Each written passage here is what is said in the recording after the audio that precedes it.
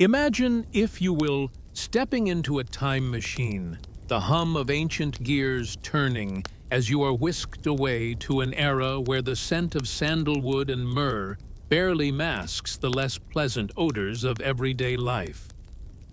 Tonight, we embark on a journey not of conquest or great battles, but of the intimate, often overlooked details of ancient hygiene, a subject so peculiarly fascinating yet so seldom explored. Prepare to be both intrigued and slightly amused, dear listener, as we delve into the mundane yet mesmerizing world of cleanliness, or the lack thereof in civilizations long past. Fear not, for our exploration will be as gentle as a lullaby, with no jarring shocks or sudden alarms, only the steady, soothing cadence of history's most peculiar practices. Picture this: an ancient librarian voice, soft and steady, revealing to you the secrets of how our forebears managed the filth of their daily lives. From the meticulous, almost ritualistic cleanliness of the Egyptians with its curious, sometimes cringe-worthy methods, to the communal, bustling bathhouses of Rome, where privacy was a luxury few could afford. We'll venture into the resourceful, if somewhat revolting, hygiene habits of ancient China, wander through the grimy streets of medieval Europe, and even peek into the ingenious sanitation systems of the Indus Valley, or the personal care routines of the Aztecs. Each civilization, with its unique approach to cleanliness, will unfold before you, like chapters in an ancient dusty tome, read in a voice that could lull even the most restless of souls to sleep. Feel free to let your eyes close, to let your mind drift, as we transition smoothly from one culture to another, each story blending into the next, guiding you gently through the annals of time. Remember, there's no need to cling to every word if your mind seeks slumber. The narrative is here to accompany you into a restful night, with each anecdote a soft whisper in the quiet of your room. The gentle lull of drifting thoughts, the mind's sweet escape into the realm of dreams. I'll keep my voice low, a steady murmur, as if to weave a tapestry of words around you. The content might sound a bit unsavory at first glance, but I promise it's cloaked in a veil of gentle, almost comforting mundanity.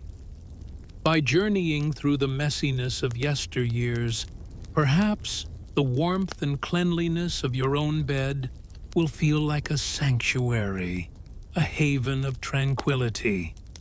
So fluff up your pillow, nestle in, and let this peculiar, soothing voyage through the grime of history gently guide you to slumber. Our tale begins with a slow, deliberate stroll through the sands of time, landing us in the cradle of civilization, ancient Egypt. A land where the divine and the mundane danced in harmony, where the pharaohs ruled and temples gleamed like gold in the sun. Yet, beneath this veneer of elegance lay an obsession with cleanliness, intertwined with some rather surprising, if not a touch repugnant, secrets. Imagine, if you will, the Egyptians, these ancient architects of hygiene, almost compulsively clean by the standards of their time. They bathed in the life-giving waters of the Nile, or in the privacy of their own homes, where the wealthier had the luxury of personal bathrooms. Priests, in their pursuit of spiritual purity, would cleanse themselves several times a day. Their cleanliness an offering to the gods, a necessity in the sweltering heat and amidst the buzzing life along the riverbanks. Bathing was not just routine, it was a ritual, a daily communion with cleanliness. Without the soaps we know today, they turned to clay or natron, a natural soda ash mixed with water to cleanse their skin. After washing, they anointed themselves with oils, the air filled with the delicate fragrances of lotus or jasmine. Picture a scene of opulence, a servant pouring cool water over a noble, their skin then caressed by these precious oils, a dual assault on body odor and the senses. How luxurious! How necessary. But let us ponder as we float on this river of history, what secrets did these clean freaks of Egypt harbor? What does it mean for cleanliness to be so revered, yet so intertwined with the very dirt they sought to escape? In the relentless embrace of the desert, where the sun's scorching kiss left little room for comfort, the elite of ancient Egypt devised a peculiar, yet ingenious method to preserve their freshness. Imagine, if you will, the sight of the upper echelons of society, their heads crowned with delicate cones of perfumed fat. As the day unfolded, these cones would gradually melt their essence, cascading down like a gentle rain, infusing the air around them with an intoxicating fragrance that enveloped their hair and garments. This was no mere whim, but a clever ruse to combat the harshness of their environment, where the scent of sweat and dust could easily overpower. Yet the battle against nature's less savory aspects did not end there. The pervasive problem of lice, those uninvited guests of the ancient world, necessitated a more radical approach. For the affluent Egyptians, the solution was stark and simple. They shaved their heads. Men and women alike, those who could afford the luxury, embraced baldness not as a style but as a shield against the creeping infestation. Their scalps, now smooth and uninviting to pests, were adorned with wigs when the occasion called for the semblance of hair. These wigs, crafted from human or horse hair, could be removed, cleaned, or discarded if overrun by lice, a far simpler task than dealing with one's own hair. Envision a refined Egyptian lady, perhaps, at a lavish banquet, her head graced by a lustrous wig woven through with threads of gold. Beneath this crown of elegance, her scalp was bare, a testament to the practical beauty of her era. Even these wigs, however, were not impervious to lice, but they could be treated without the discomfort of bites directly on the scalp. Tomb paintings capture this daily ritual of cleanliness, servants meticulously grooming the wealthy, plucking insects from wigs or anointing bare heads with fragrant oils. It was a relentless struggle, a testament to their dedication to cleanliness in a world teeming with bugs. And this pursuit of purity did not stop at the head. It extended even to their dental care, though their methods there were equally. Ancient Egyptians, with their keen observation, quickly noticed that indulging in sweet dates and consuming bread gritty with the remnants of stone-ground flour led to the erosion and decay of their teeth. Imagine the cringe-worthy realization that came with each bite. To combat this, they innovated one of the earliest forms of dental care, with what we might call tooth powders or pastes today. However, the ingredients were anything but minty fresh. Picture this: a concoction of burnt eggshells, pulverized ox hooves, a dash of ash, and perhaps a hint of myrrh, for a scent that barely masked the underlying pungency. This abrasive mixture was then rubbed onto the teeth using a finger or a twig, vigorously scrubbing away at plaque. Effective, perhaps marginally. Pleasant, far from it. One might liken the taste to a charcoal barbecue, yet it was their valiant attempt at oral hygiene. They even fashioned a rudimentary toothbrush from a frayed stick to apply these gritty concoctions.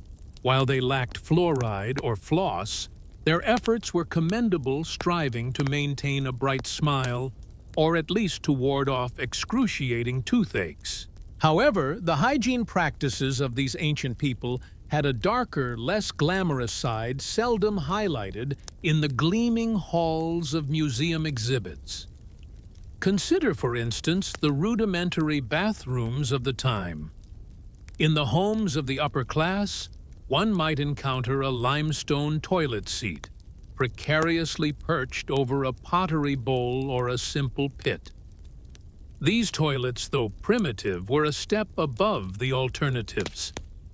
The setup was straightforward, a slab or wooden seat, with a hole beneath which sat a container of sand. After one's business was concluded, the waste was covered with sand, reminiscent of a cat discreetly using its litter box. Periodically, servants would undertake the less than enviable task of emptying and cleansing these facilities, disposing of the waste in a pit, or quite shockingly, into the river itself. Basic, yes, and far from odor-free, but an attempt at sanitation nonetheless.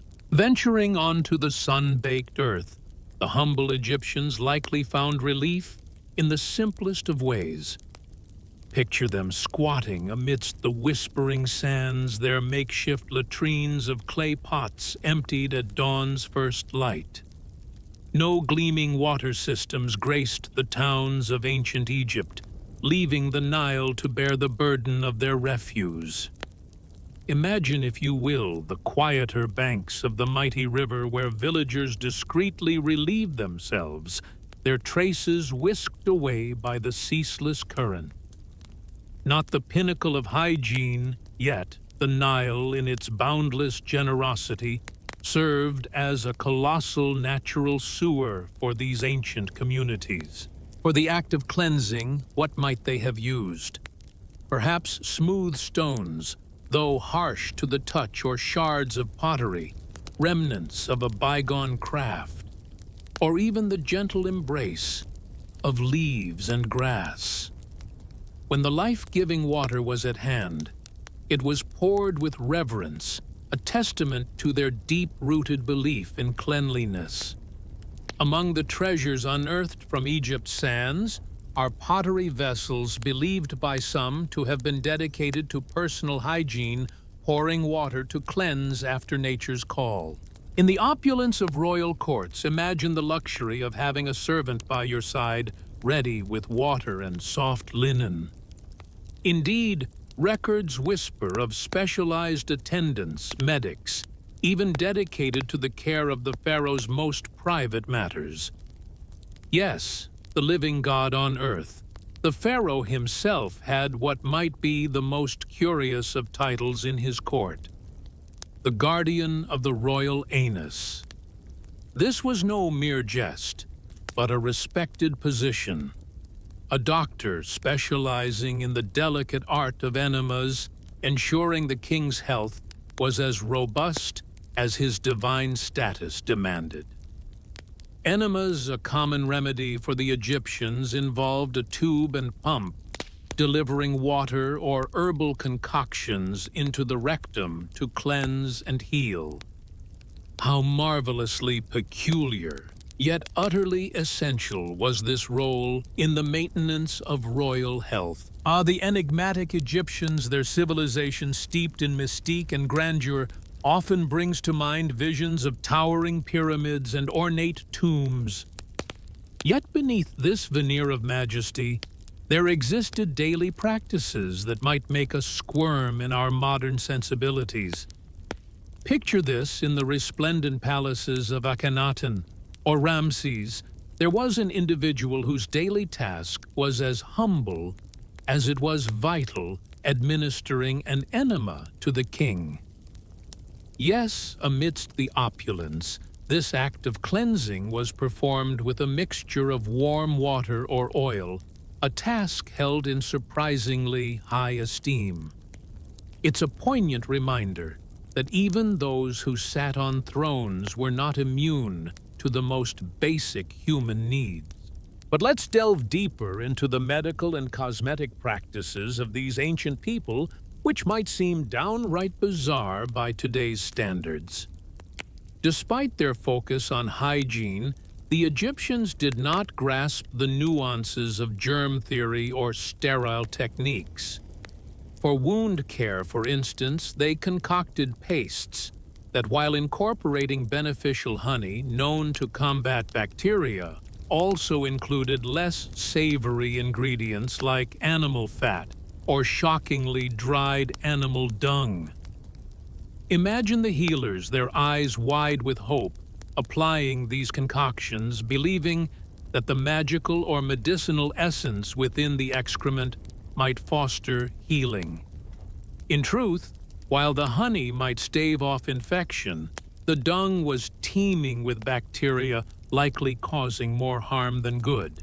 Their records preserved in ancient papyri reveal prescriptions that included not only crocodile dung, but other types of fecal matter.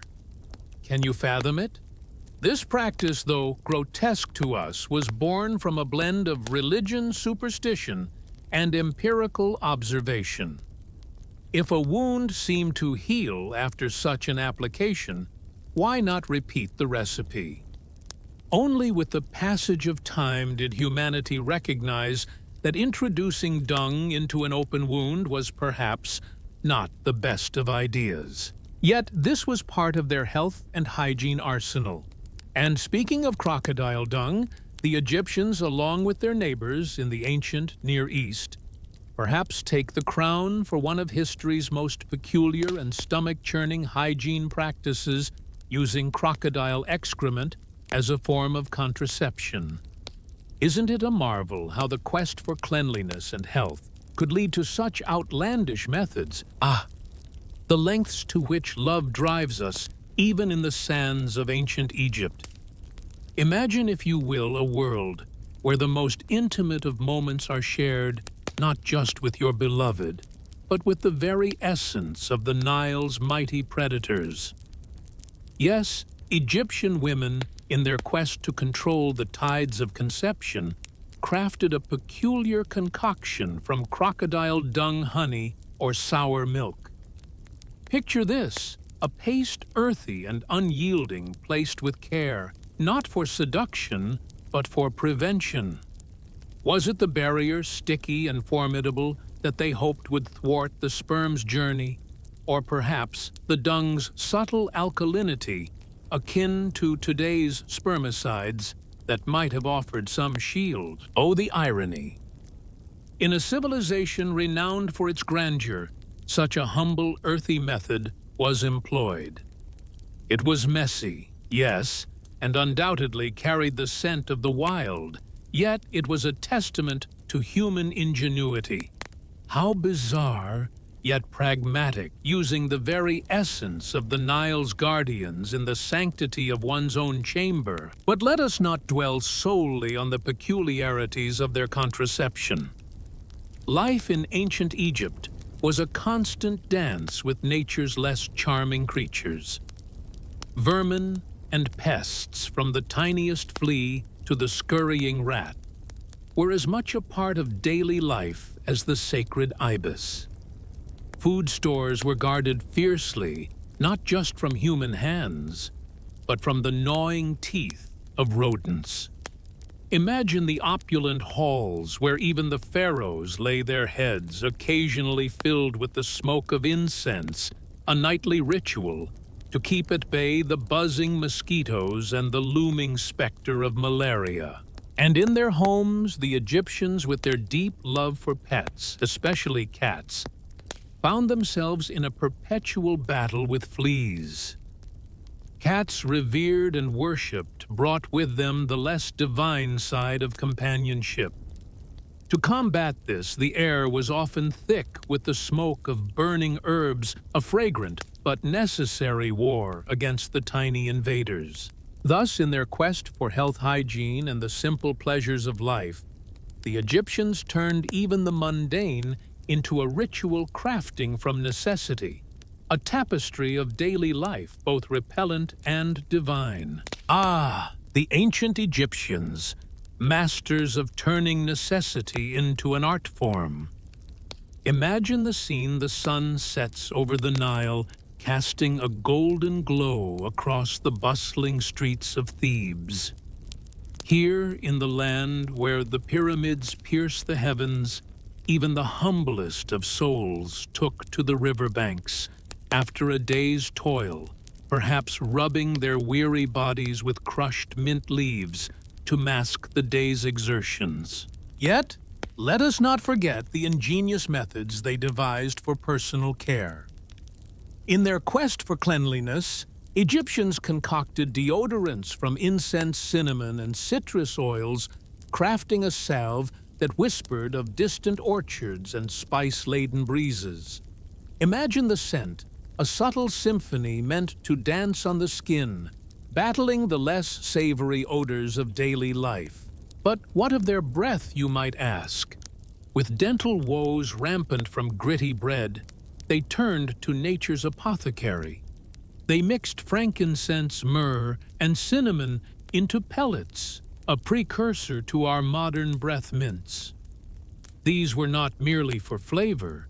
They were a shield against the stench of decay, a small victory in the daily war against the body's natural betrayals. Oh, the irony of it all. Here was a civilization that revered purity, where beauty was idolized, yet daily life was punctuated by sights and smells that would make us recoil today. Picture this as you wander through the streets. The air might carry the sweet perfume of a passing noble, their breath hinting at cinnamon, all while the river, their source of life, also served as their refuse collector. Ancient Egyptian hygiene, thus, was a tapestry woven from the threads of advanced practices and the raw, unpolished methods of survival. It's a testament to human ingenuity, isn't it? How they managed to blend the sacred with the mundane, the fragrant with the foul, all in the pursuit of what we might call a semblance of comfort in their sun-drenched, sand-swept world. The bustling market alive with the pungent scent of incense, mingling with the sweat of festival-goers. It's a world so far from ours, yet so intimately human, grappling with the timeless challenge of maintaining cleanliness and health. As we gently let the Egyptian chapter recede into the annals of our journey, we set our sights across the shimmering Mediterranean to another cradle of civilization. Take a moment. Breathe in the crisp, clean air of the modern world as we bid farewell to the aromatic oils and less savory crocodile dung of Egypt. Now imagine with me a land renowned for its philosophers, its monumental public works, and its complex relationship with hygiene, both groundbreaking and at times quite the opposite. Yes, dear traveler, we are journeying to ancient Greece and Rome, where communal baths and communal toilets were not just amenities, but pillars of daily life. Make yourself at ease, for our voyage through time continues. Ancient Greece and Rome, where communal cleanliness was celebrated, yet hid many dirty secrets beneath their veneer of civilization. In these classical lands, the citizens prided themselves on their sophistication, distinguishing themselves from the so-called barbarians.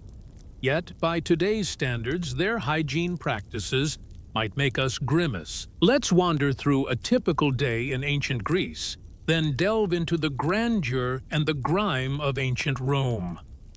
In Greece, especially in the likes of Athens and Sparta, a culture flourished that cherished athletic prowess and personal grooming. But here's a curious fact. The Greeks didn't initially have soap. Instead, they anointed their bodies with olive oil, then scraped it off with a tool known as a strigil. Picture this. You've just finished an intense training session in the wrestling yard of Athens, your body slick with sweat, and dust. An attendant, perhaps a slave, hands you a flask of oil. You pour it over yourself, rubbing it in until your skin glistens. Then, with a curved metal scraper, you meticulously run it along your arms, legs, and oh, the relief as the dirt and oil peel away. Ah!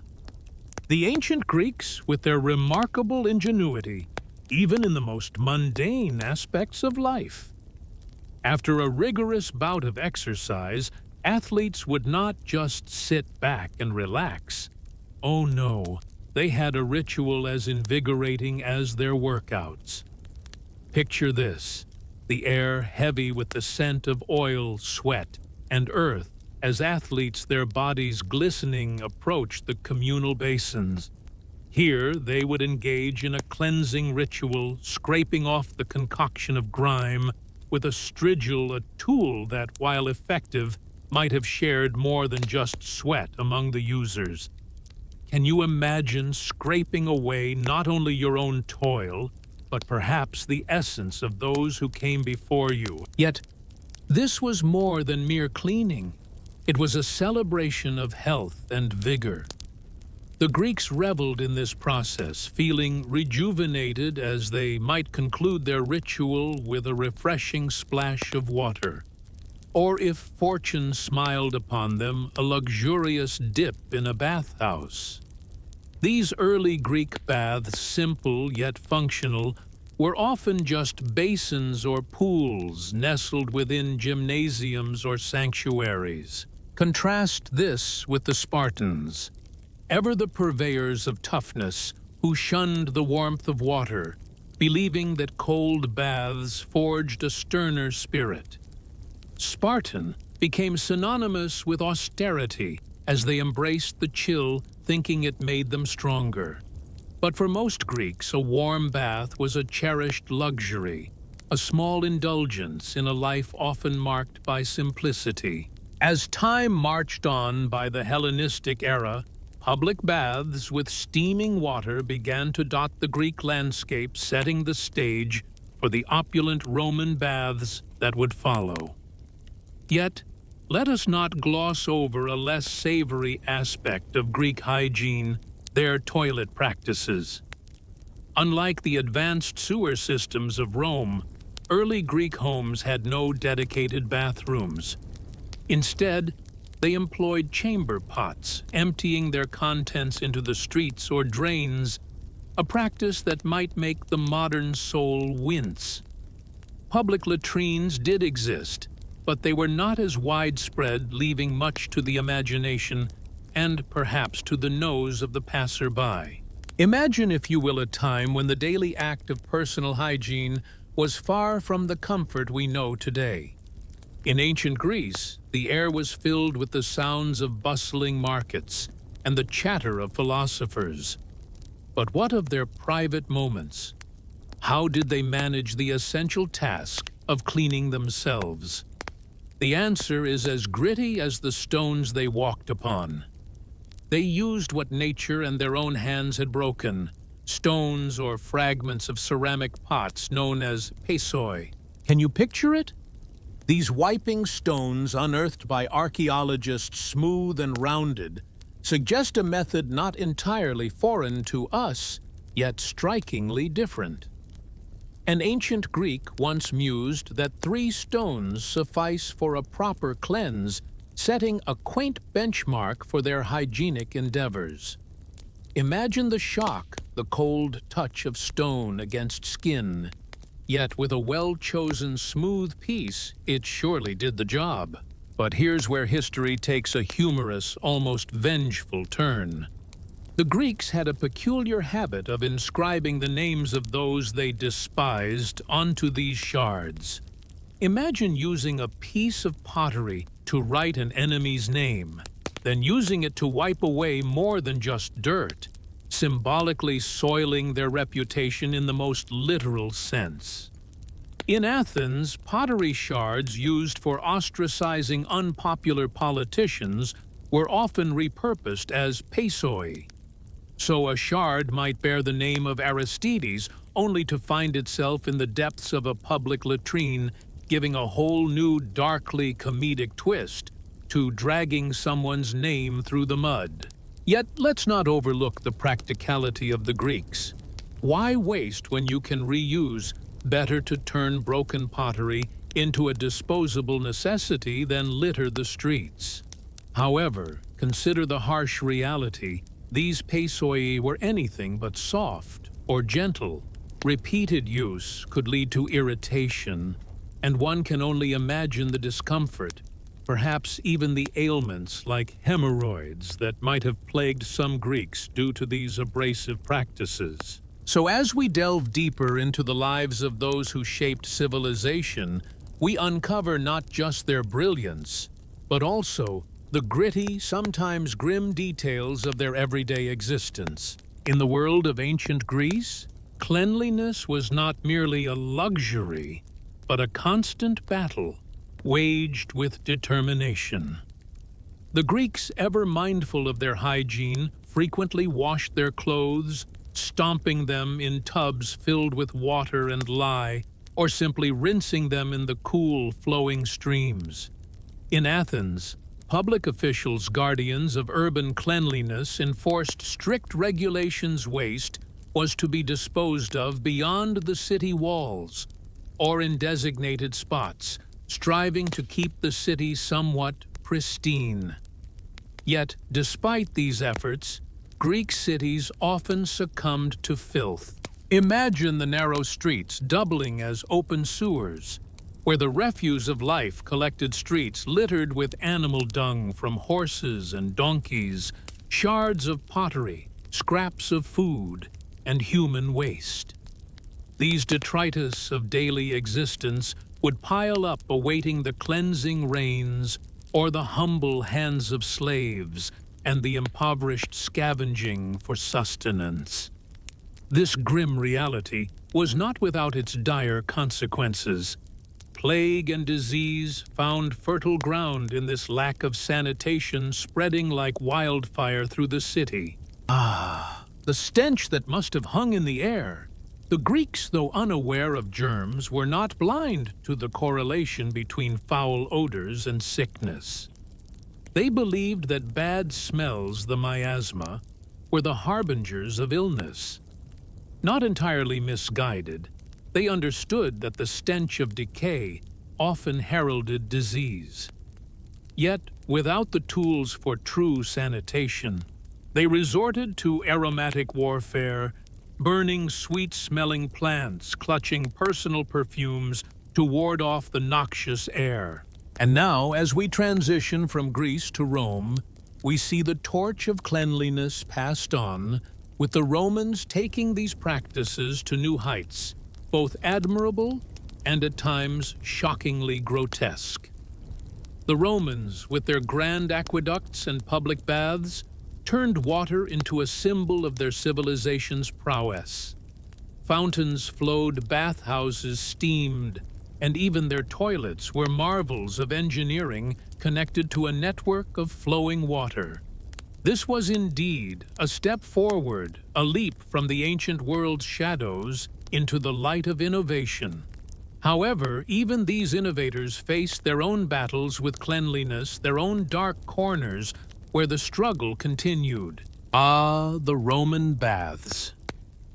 Imagine stepping into this sanctuary of cleanliness and social interaction, where the air was thick with the steam of relaxation and the hum of conversation. Picture yourself entering the thermae of Rome, where the grandeur of imperial design met the daily lives of its citizens. Here in these hallowed halls of hygiene, the Romans indulged not just in cleanliness, but in the very essence of community. The experience began with shedding the weight of the day, stripping down to the bare essentials, and embracing the vulnerability of nudity in a society where such exposure was a norm. You would find yourself in a vast complex where pools of varying temperatures beckoned the coldarium, with its steaming embrace, the tepidarium, offering a gentle warmth, and the frigidarium, chilling your skin to invigorate your senses. The ritual was as much about health as it was about hygiene. Imagine, if you will, the sensation of your skin tingling as you plunged into the hot waters, the sweat pouring off you in the steam rooms, the relief as a strigil scraped away the grime, leaving your skin smooth and clean. This was more than a bath. It was a celebration of life, a communal dance of cleanliness, where men, and in many locales women too, gathered daily to cleanse not just their bodies, but their souls. Yet amidst this oasis of cleanliness lurked a darker side. The water rarely changed, and often left to stagnate, became a breeding ground for bacteria. Imagine the shock, the horror, if you will, of modern sensibilities confronted with this reality. Each bather added their essence to the communal pool, creating a concoction of sweat oils, dirt, and the unimaginable. Roman writers, in their wit, would jest about the murky waters, questioning the mysteries floating within. How could such a place, meant for purification, harbor such filth? Without the sanitizing powers of chlorine or the wonders of modern filtration, the Romans fought a losing battle against the invisible enemies of cleanliness. Yet they persevered, for the baths were more than just a place to wash. They were the heart of Roman social life, where the pulse of the community beat strongest. Imagine the soothing, continuous flow of water, a never-ending stream that cascades from one end to the other, a perpetual motion that mirrors the heartbeat of Rome itself. In the grander establishments, fresh water from majestic aqueducts poured in a luxury that whispered of opulence. But in the smaller, more intimate bathhouses, cleanliness was perhaps a less frequent visitor. Here you would immerse yourself in communal tubs, the same water that had cradled countless others throughout the day. It was as if you were dipping into a colossal shared bathtub. The Romans, unlike their Greek counterparts, didn't indulge in the luxury of soap. Instead, they anointed their skin with oil, letting it seep into their pores, only to be sweated out in the steamy embrace of the baths. Picture this as they lounged in the hot, steamy waters.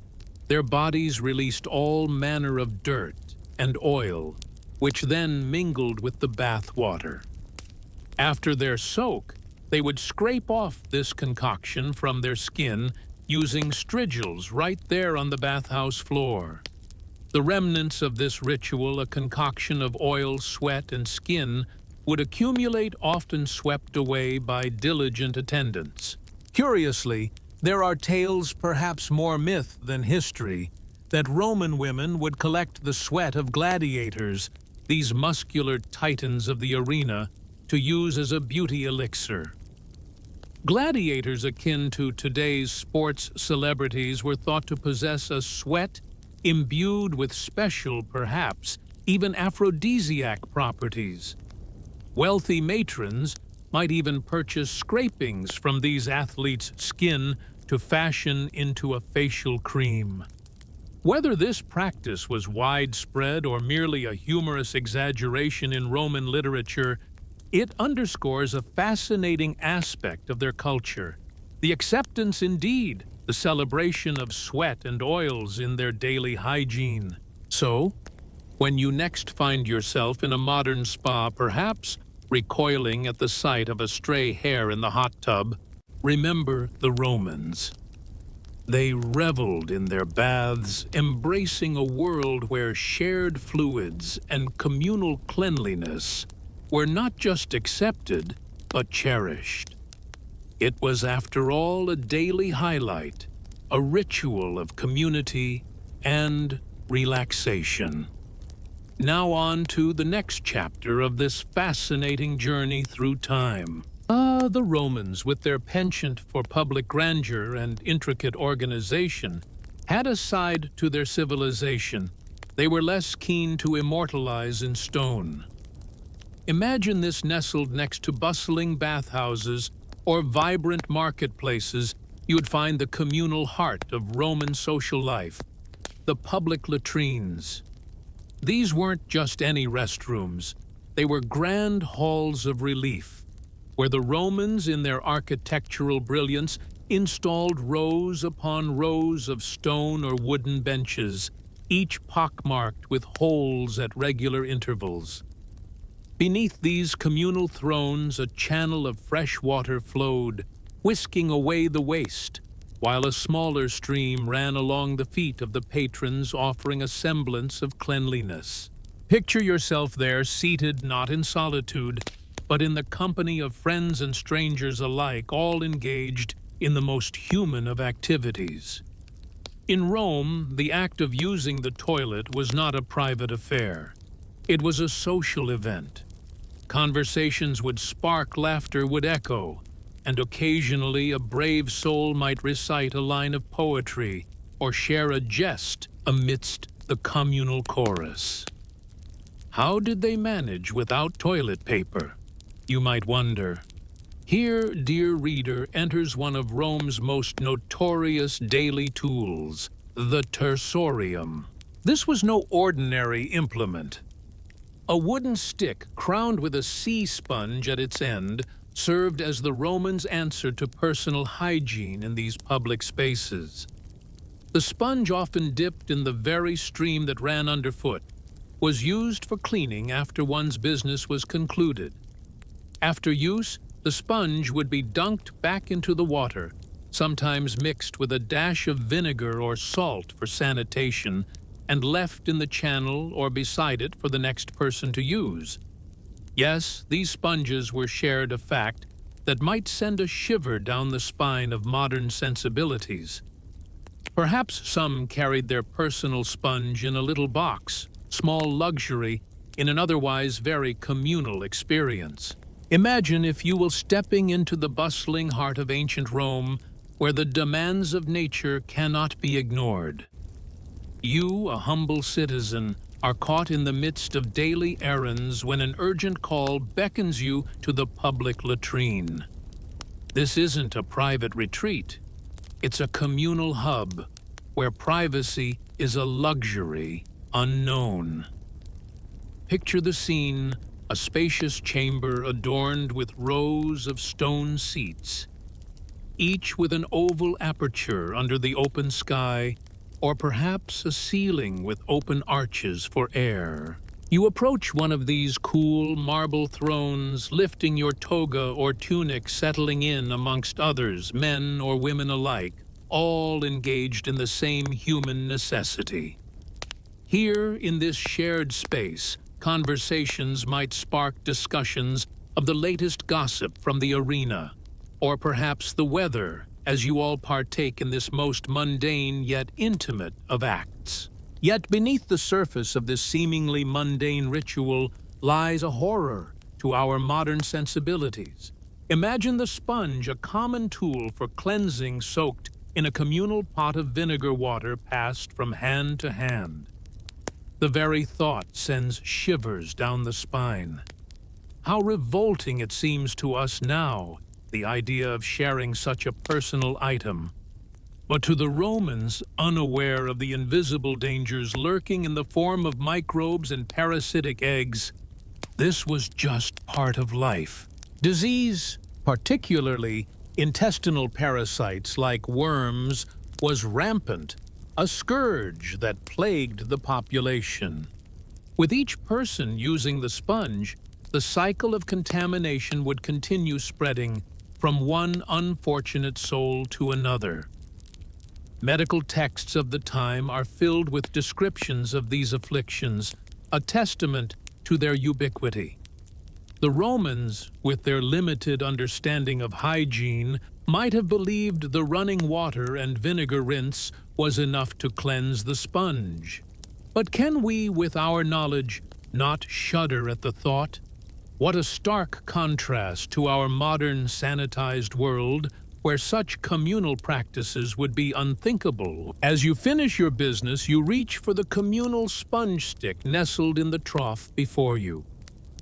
With a gentle dip into the cool, flowing water at your feet, you perhaps swish it in the sour wine or salt water. A small nod to hygiene. Then cleanse yourself. The sponge, now sullied, is rinsed in the channel of water beside you. A considerate citizen, you place it back, ensuring it's ready for the next visitor. Drying your hands, you might simply wipe them on your tunic for soap, was not a common companion. In Roman hand washing, many would just rinse with water, while some might not even bother. And with that, you stride away, leaving behind the communal ritual that was a typical Roman bathroom visit. It served its purpose, whisking waste from homes into the city's drains. Yet by today's standards, this experience was a stark contrast, utterly devoid of the privacy and true sanitation we cherish. The Romans, however, were not without their innovations. Beneath their bustling cities lay sewers like the Cloaca Maxima, a marvel still standing in Rome. These subterranean channels carried away not just runoff water, but also some of the refuse from these very latrines into nearby rivers, somewhat sparing the city from being overwhelmed by filth. But alas, not all enjoyed this luxury. Poorer districts remained disconnected, and the nightly emptying of chamber pots onto the streets was a grim echo of medieval Europe's practices. In an attempt to curb this public nuisance, the Romans erected public latrines, a civic gesture towards order and cleanliness. They did alleviate some of the street's filth, yet these places soon earned a reputation for being less than pleasant. Imagine then the daily Roman life, where even the most basic of human needs was a communal affair, fraught with challenges we might scarcely comprehend today. Oh, the trials of yesteryear's sanitation. Imagine the dread that would creep upon one as they entered a latrine. The air thick with a stench so potent, it could almost be seen the darkness enveloping you like a cloak. A perfect sanctuary for creatures of the night. Rats and snakes, uninvited guests from the sewers below, would occasionally make their startling appearances, sending a shiver down the spine of any unfortunate soul perched above. The very thought of a creature's bite in such an intimate area, how mortifying. And let's not forget the lurking peril beneath the surface, where methane gas born from the bowels of decay would gather in these shadowy chambers. Picture this. You're sitting there, perhaps lost in thought, when suddenly a burst of flame erupts from beneath a fiery surprise that would jolt you more effectively than the strongest brew of coffee ever could. Such were the perils that led the affluent Romans to shun these public conveniences altogether. They preferred the comfort and safety of their own chamber pots, delegating the unsavory task of disposal to their slaves, rather than mingle with the masses and the menagerie of creatures in the communal latrines. In contrast, the lower classes had no such luxury. They frequented these public facilities where hygiene was but a distant dream.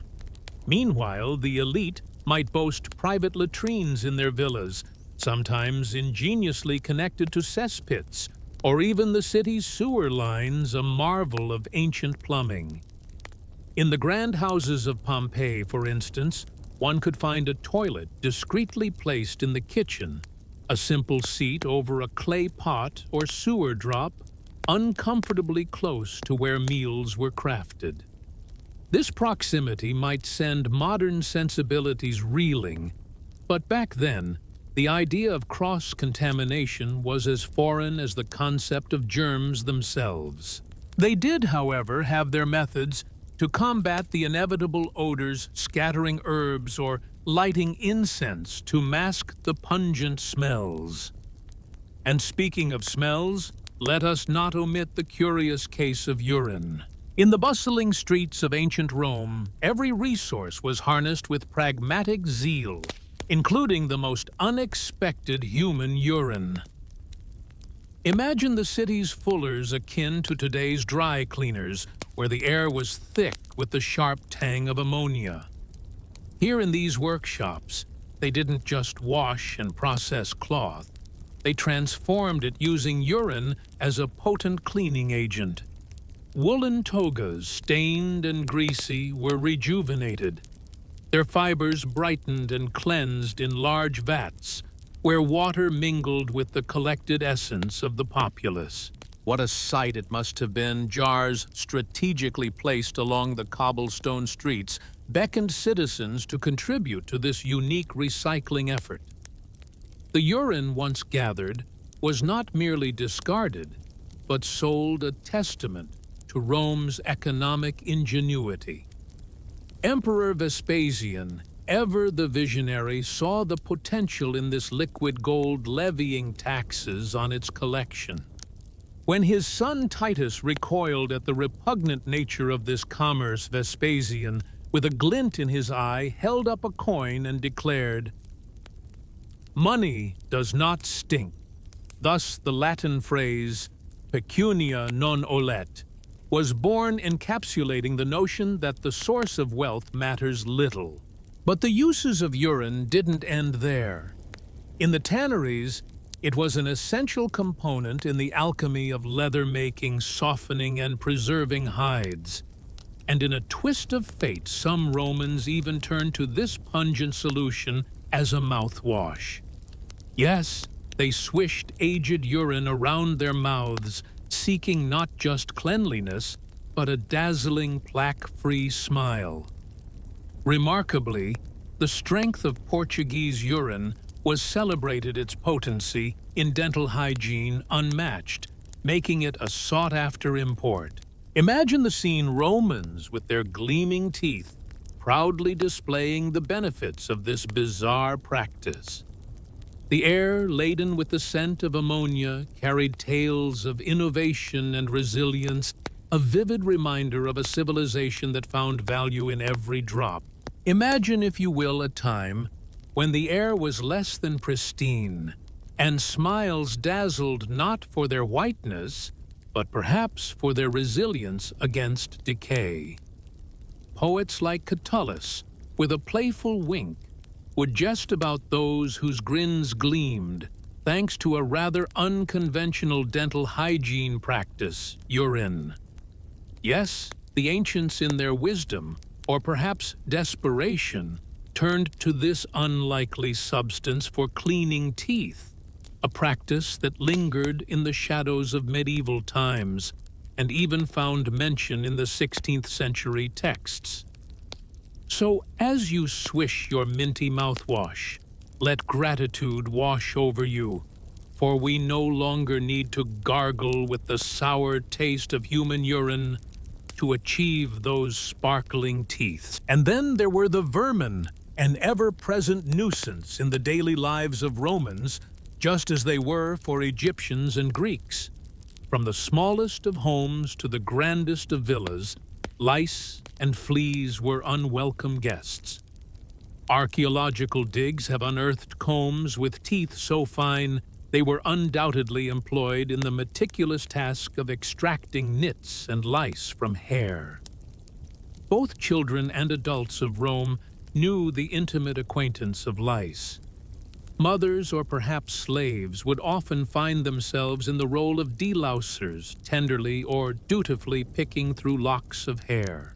Picture this quaint, yet somewhat grotesque scene: Romans lounging by the edges of steaming public baths, not just to soak in the warmth, but also to engage in a form of social grooming, much like apes in their natural habitats. Here, amidst the marble and the steam, they would casually pluck lice from their scalps, discussing the latest in politics, their fingers nimble and their conversations lively. Seneca, ever the Stoic philosopher, noted that one should bear such nuisances as lice or fleas with equanimity as mere facts of life. Yet it wasn't just lice. Bedbugs, too, made their presence felt as they do even today. Without the aid of modern pesticides, Romans resorted to folklore remedies, scattering ashes or certain herbs in their beds, or hanging a bull's hoof as an amulet to supposedly repel these pests. But alas, these methods were likely as effective as whispering to the wind, leaving Romans to coexist with their tiny tormentors in a dance of daily life that was both charmingly human and utterly exasperating. Imagine the Romans, in their quest for cleanliness, had to endure the occasional nocturnal nibble from pests.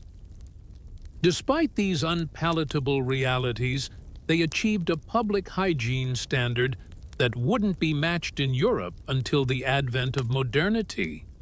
Picture this: public bathhouses on nearly every corner of their bustling cities, offering the luxury of daily baths to even the most humble citizens. Isn't that a marvel? They engineered sewer systems to whisk away the waste, albeit with less than perfect upkeep. There were street cleaning teams and laws to keep the urban landscape somewhat tidy. The Romans, much like us, valued fresh air and exercise as pillars of health. But here lies the paradox. While they could see the grime, they were blind to the microscopic foes. The communal sponges, the shared bathwater, and those insidious lead pipes, yes, many were made of lead, silently poisoning the populace. They did their utmost with the knowledge they possessed. Culturally, they were less reserved about bodily functions, viewing the bathhouse not just as a place for cleaning, but as a social hub. A Roman might have found our modern insistence on bathroom privacy peculiar, perhaps even amusing, as you snuggle deeper under your covers, grateful for your contemporary plumbing. Remember that we've inherited much wisdom from these tumultuous times. Our journey, however, is far from over.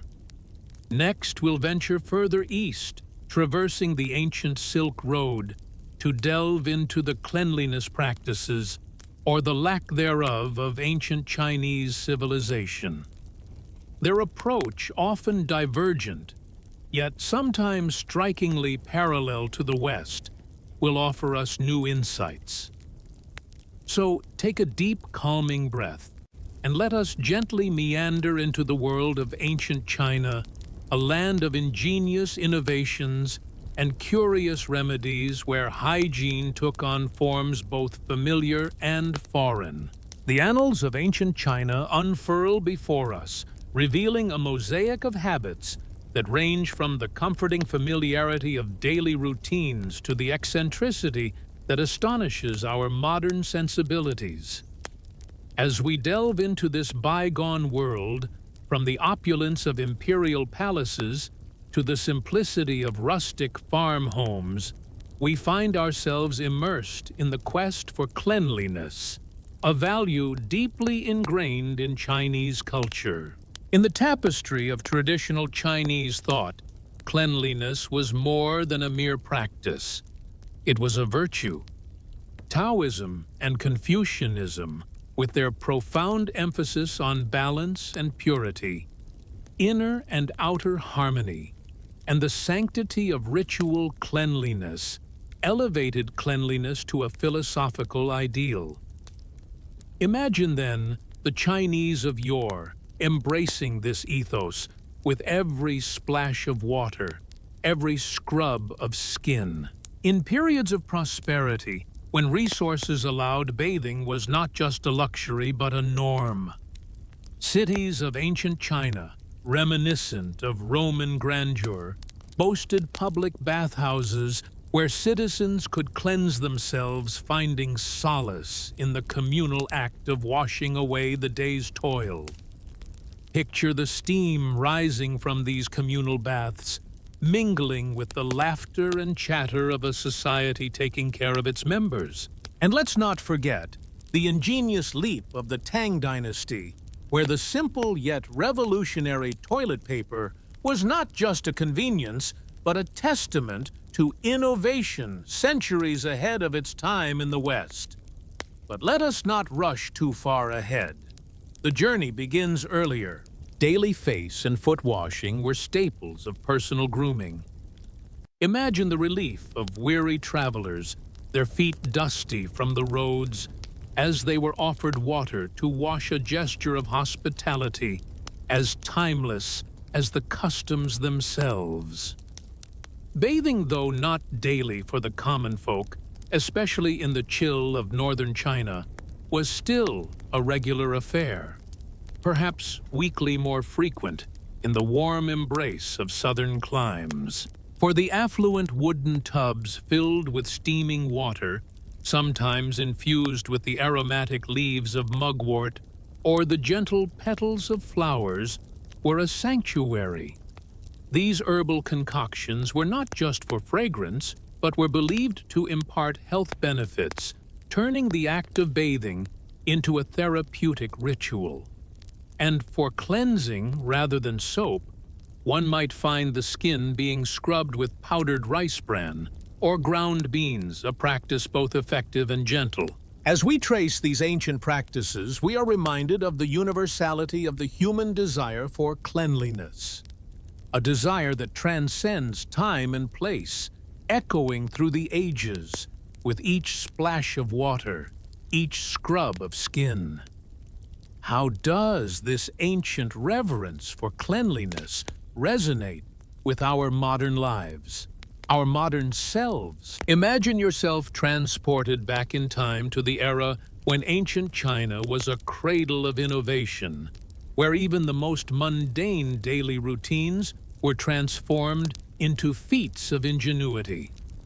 Picture this: around the 3rd century BC to AD, the Chinese, with their boundless creativity, concocted soaps from plants like soap nut or bean-based mixtures. But their genius didn't stop there. They ventured into the realm of oral hygiene crafting, what would become one of the most essential tools in our daily lives: the toothbrush. Can you fathom the moment when someone first thought, why not attach pig hairs to a stick and create a brush for our teeth? This revolutionary idea likely emerged during the Tang Dynasty in the 7th century AD. Before that, like many civilizations, they relied on chewing sticks from aromatic trees, such as willow or miswak, which served to clean teeth and freshen breath. Yet it was the Chinese who pioneered the bristled toothbrush, albeit with hog hair, which was less kind to the gums than today's softer bristles. But their innovations didn't end with oral care. Consider the comfort of toilet paper, a luxury that might seem trivial now, but was a significant advancement back then. As early as the Sui dynasty in the 6th century, there are hints of paper being repurposed for hygienic use. By the Tang dynasty, a scholar official expressed his reluctance to use paper inscribed with sage writings for such mundane tasks, suggesting that plain paper was the choice for personal hygiene. Fast forward to the 14th century during the Yuan and Ming periods, and we find large-scale production of coarse paper designated specifically for toilet use, especially in the opulent emperor's palace, where vast quantities were produced. While a medieval European might have been limited to rags hay or simply water in China, one could experience the comfort of thin paper. Isn't it astonishing to think that while not all could afford such luxury, the concept itself was a testament to Chinese ingenuity? Even in rural settings, where natural alternatives like bamboo leaves or water were common, the idea of toilet paper was already taking root. Imagine wandering through the bustling streets of ancient Chinese cities, where the air was thick with the scents of life, and every corner held a story of survival and innovation. In these times, If you had a few coins to your name, the cities offered you more than just shelter. They were a testament to human ingenuity in managing life's most basic necessities. Consider the marvels of sanitation infrastructure. Though not as advanced as modern systems, early Chinese cities boasted drainage solutions that whispered tales of ancient engineering.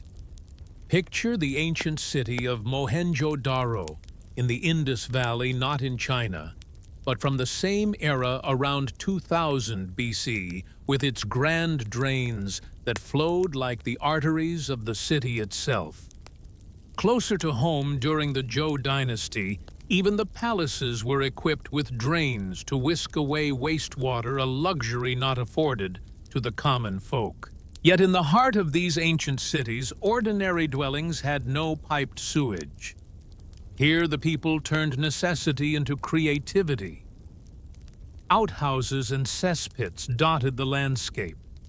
But there was a unique, almost poetic practice among the farming communities using human waste as fertilizer.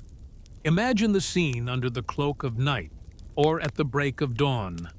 Professional collectors, known as night soil gatherers, would move silently through the streets. With barrels in tow, they collected the waste from chamber pots and cesspits, transforming what was once discarded into a treasure. Treasure night soil as if it were gold. An old Chinese saying goes reflecting the profound value placed on this natural fertilizer. This practice, while perhaps grotesque to our modern sensibilities, was a cycle of life, death, and rebirth. These collectors, with their barrels of human excrement, were not just laborers, but guardians of agricultural fertility. They carted the precious dung away to farmers who would compost it, allowing time to kill off some pathogens before spreading it across their fields. It was a messy, smelly endeavor indeed, but one that contributed to the rich tapestry of life. This practice, enduring for thousands of years, kept much of the human waste from polluting rivers. Instead, it was meticulously collected and revered, an interesting dynamic that speaks to the respect for life's cycles and the Earth's bounty. But how did they manage the health risks, you might wonder? Handling waste without gloves or modern sanitation exposed them to diseases like cholera or parasites. Yet, through proper composting, they mitigated some of these dangers, a testament to their resilience and resourcefulness. Picture the quaint rustic toilets of old China, nestled in the heart of the countryside. In the humbler rural expanses, where resources were as scarce as the sun on a winter's day, the ingenuity of the people shone through in their sanitation solutions. Here, the humble pit latrine or outhouse was not just a place of necessity, but sometimes a marvel of symbiotic living. Imagine, if you will, the wow pig toilet, a structure ingeniously perched above the pigsty. A chute, an opening, a simple yet profound design, allowing human waste to fall directly into the feeding trough or pen of the pigs. These omnivorous creatures, ever so practical, would consume this waste along with other scraps, transforming what might be considered refuse into sustenance. Oh, the resourcefulness of it! Not a morsel of waste was squandered. Yet one must pause to consider the hygiene, or rather the lack thereof. This cycle of consumption from human to pig, and potentially back again through disease, was a grim dance of survival and convenience. The air around these setups would have been thick with the pungent aroma of pigsty and latrine, intertwined, a scent that was to the locals merely the fragrance of daily life. Yet, there's a dark comedy in this setup, isn't there? That the pig, fed so intimately on human refuse, would in turn nourish the very humans who fed it. A full circle of nature's own recycling program, perhaps not for the faint-hearted, but dictated by the harsh realities of hunger and pragmatism.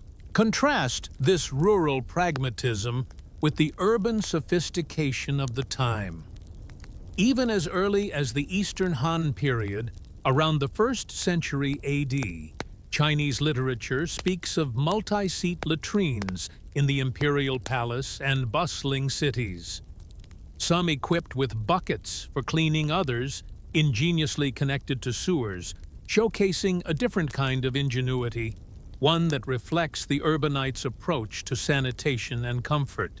From the simplicity of the countryside to the complexity of city life, these stories of sanitation weave a tapestry of human innovation, resilience, and the unyielding quest for a cleaner, more dignified existence. Ah, the Tang and Song dynasties. A time when larger cities were bustling with life, and even public latrines became a necessity. Imagine amidst the grand architecture and the vibrant marketplaces, there were these communal facilities often maintained by the dedicated night soil men. These unsung heroes ensured cleanliness in ways we might not fully appreciate today. Some of these places boasted an early flush mechanism, a marvel from over 2 millennia ago.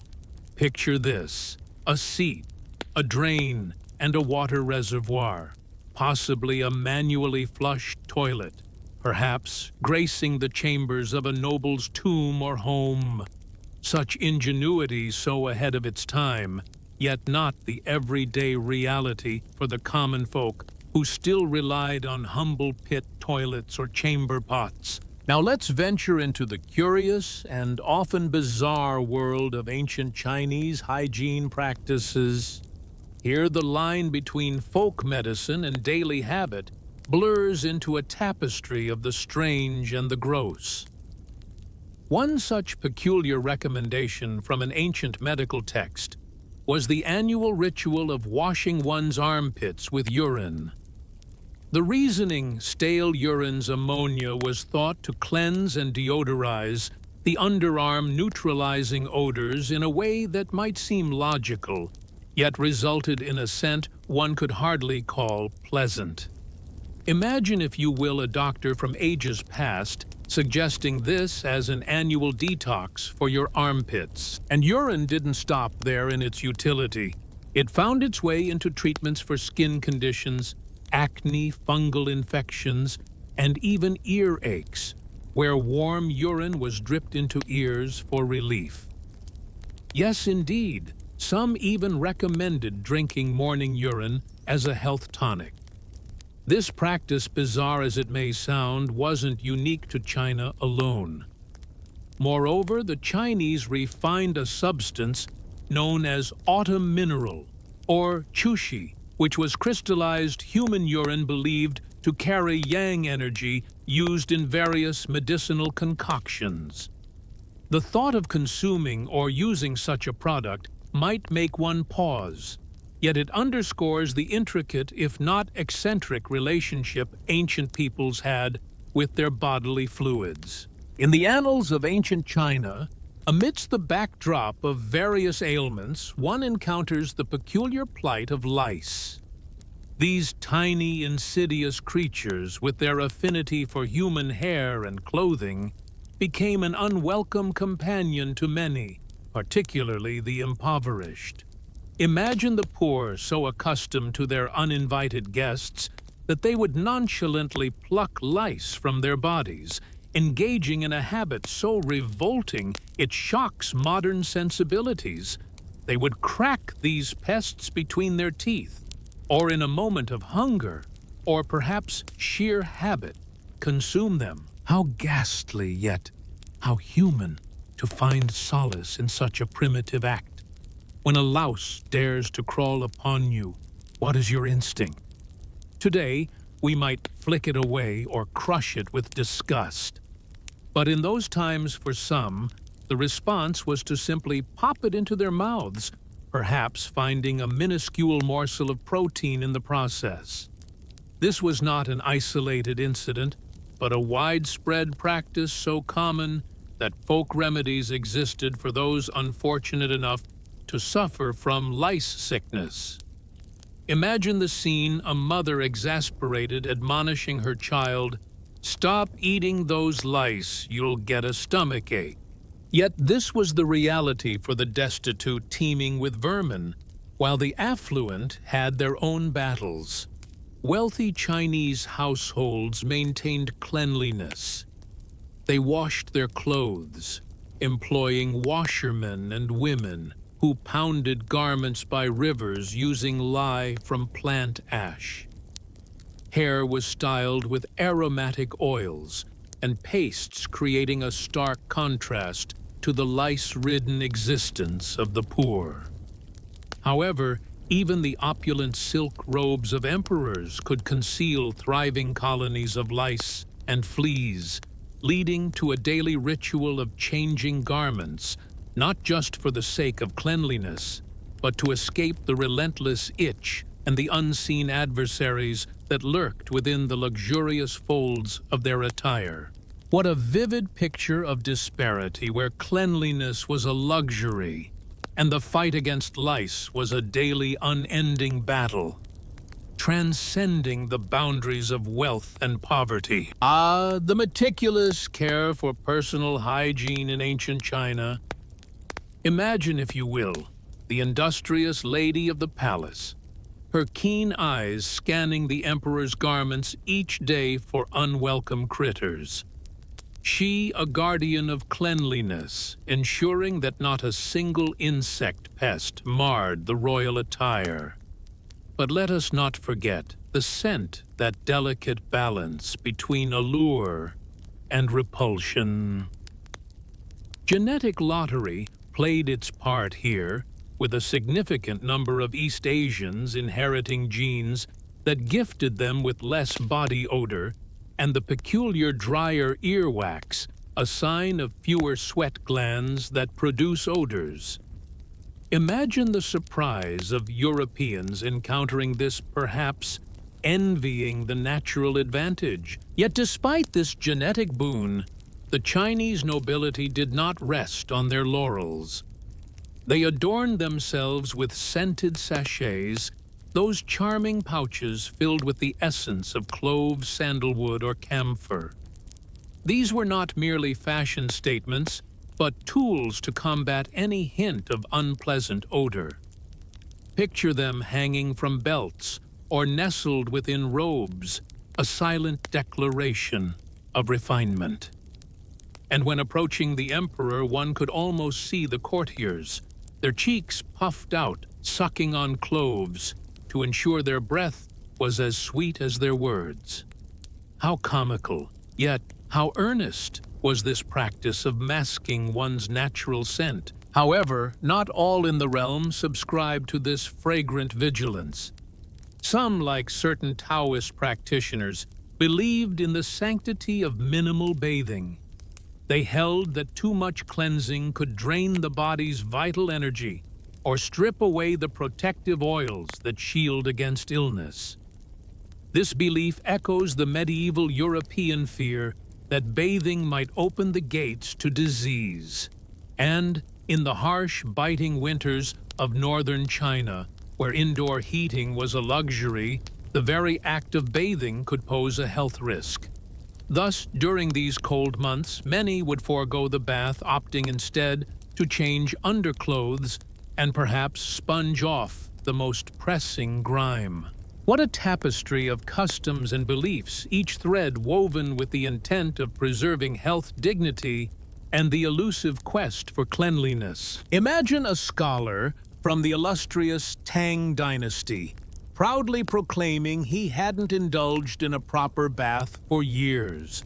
Such eccentricity was not just a footnote in history, but a testament to the era's diverse attitudes towards cleanliness. Meanwhile, in Korea, just a stone's throw away, yet worlds apart, the cultural tapestry was woven differently. Here, the influence of Chinese customs was undeniable. Yet the Koreans had spun their own thread, embracing daily bathing with a fervor that baffled their neighbors. How could such proximity yield such vastly different practices? This regional tapestry of cleanliness, or the lack thereof, paints a vivid picture of the East Asian landscape. In the balmy south of China, where the sun kissed the earth generously, frequent ablutions were the norm. Contrast this with the frigid north, where warmth was a luxury, and bathing took on a different rhythm, less frequent, more ritualistic. Yet delve deeper into Chinese traditional medicine, and you're confronted with practices that might make one pause. Consider the use of dried feces, known colloquially as nightshade, or by more specific names in remedies. Imagine for a moment treating digestive issues with something as seemingly paradoxical as golden juice, fermented child feces. It's a practice that might make you recoil, yet it echoes the modern concept of fecal transplants aiming to restore balance in the gut. Could it have worked? Perhaps. But it certainly was a part of the pharmacopoeia, a testament to the lengths to which ancient healers would go. Then there's the practice of urine therapy, where human or even infant urine was believed to detoxify and cleanse. The thought of consuming such substances for health benefits requires a staunch commitment to traditional beliefs. Yet perhaps the most poignant reflection on hygiene and cultural practice comes from the later imperial China, with the advent of foot binding. From the Song dynasty onwards, young girls had their feet tightly bound, deforming them into the revered lotus feet. This cruel beauty standard not only made walking a lifelong ordeal, but also led to severe hygiene issues. The bound feet, often infected, became a silent testament to the sacrifices made for beauty, a practice that whispers tales of pain and perseverance through the annals of time. Imagine the agony, the relentless pressure, the inescapable pain. In the confined chambers of ancient Chinese households, the practice of foot binding unfolded like a macabre ballet, where beauty and brutality pirouetted in a grotesque dance. The feet, once nimble and free, were now encased in tight bindings, the flesh crying out in silent agony as it was forced into unnatural shapes. The process was not merely a one-time ordeal, but a recurring nightmare. Imagine the feet swollen and seeping, needing to be unwrapped, the decaying skin cleaned, the foul odor subdued, only to be bound again tighter, more confining than before.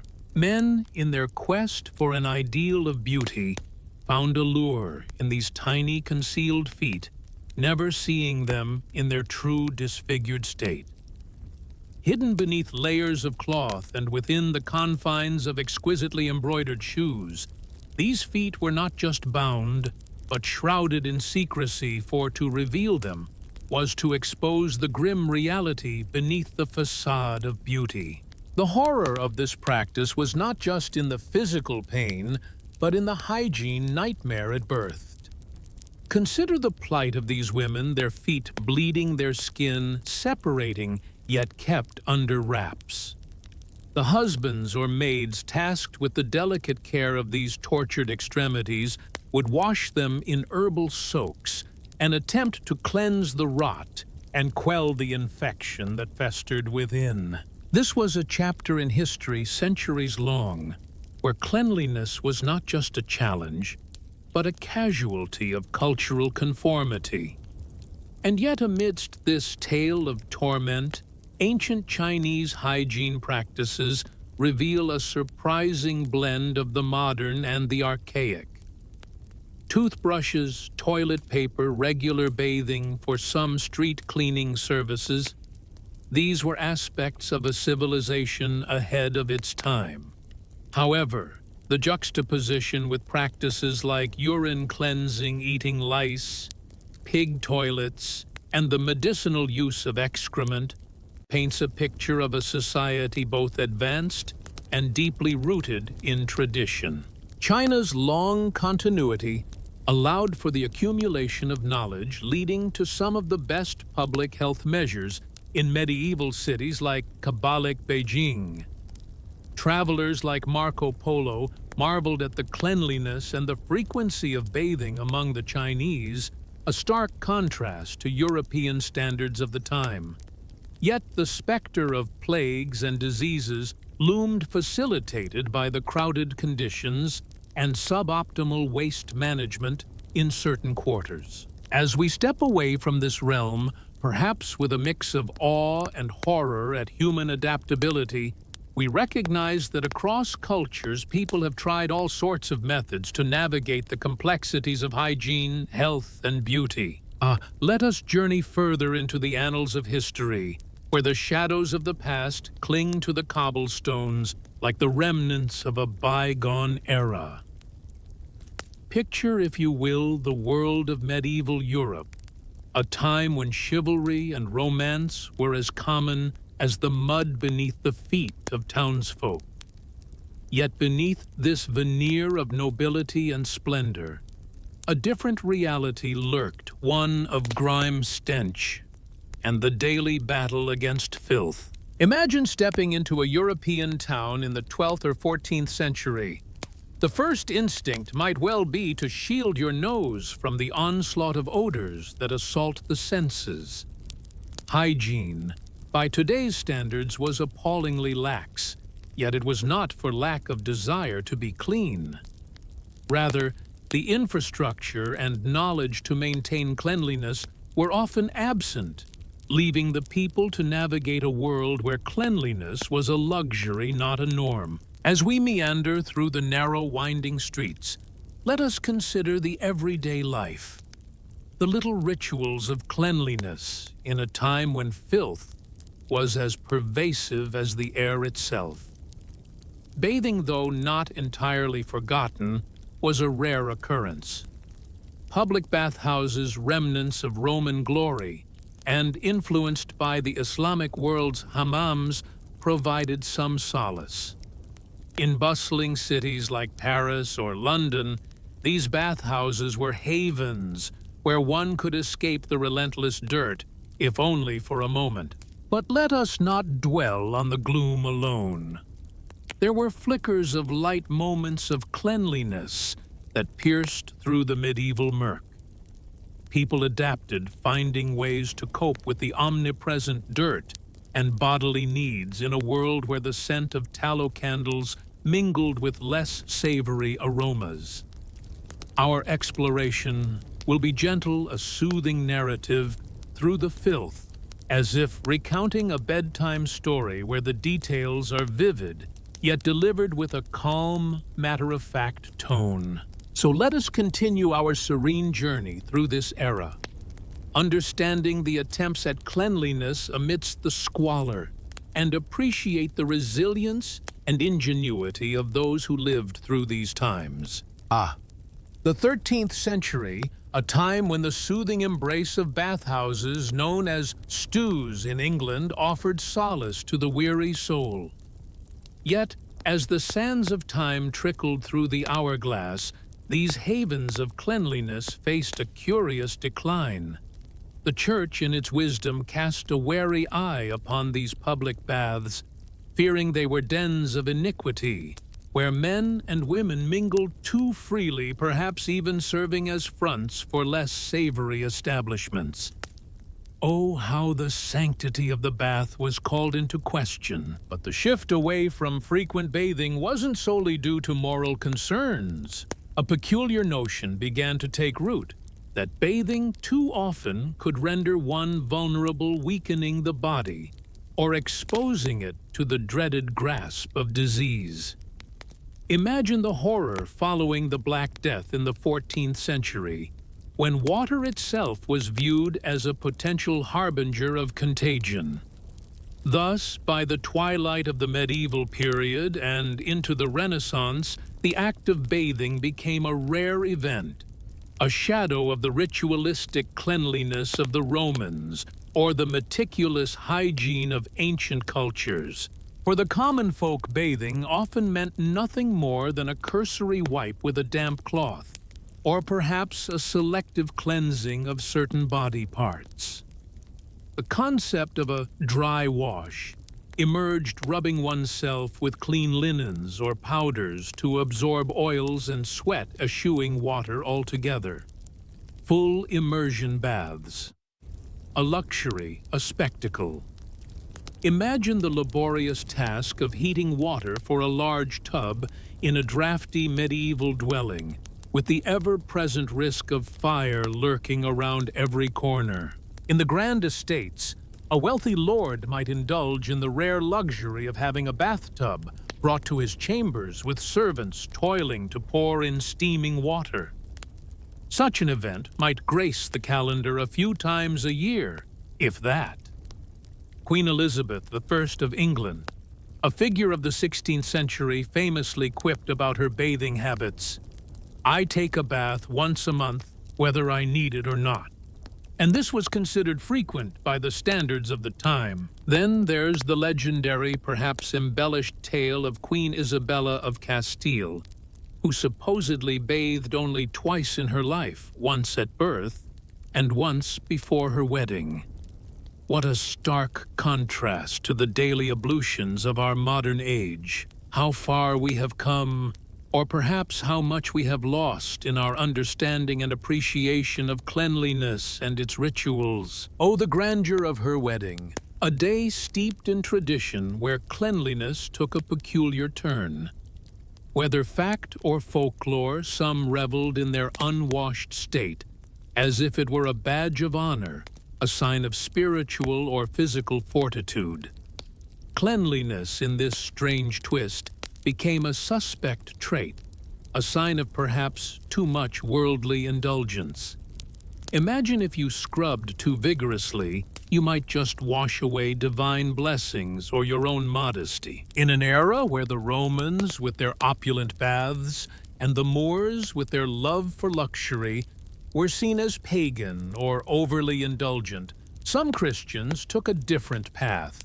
They shunned regular baths to stand out, to be distinct in their devotion. But what did they do instead?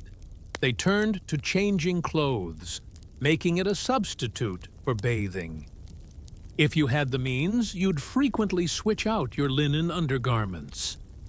Linen, that precious fabric, absorbed the sweat and oils of the skin, offering a semblance of freshness beneath the heavy wool or silk outer layers. The strategy was simple yet effective. Let the dirt and sweat cling to the linen, which would then be laundered, or for the affluent sent to servants for cleaning, perhaps once a week.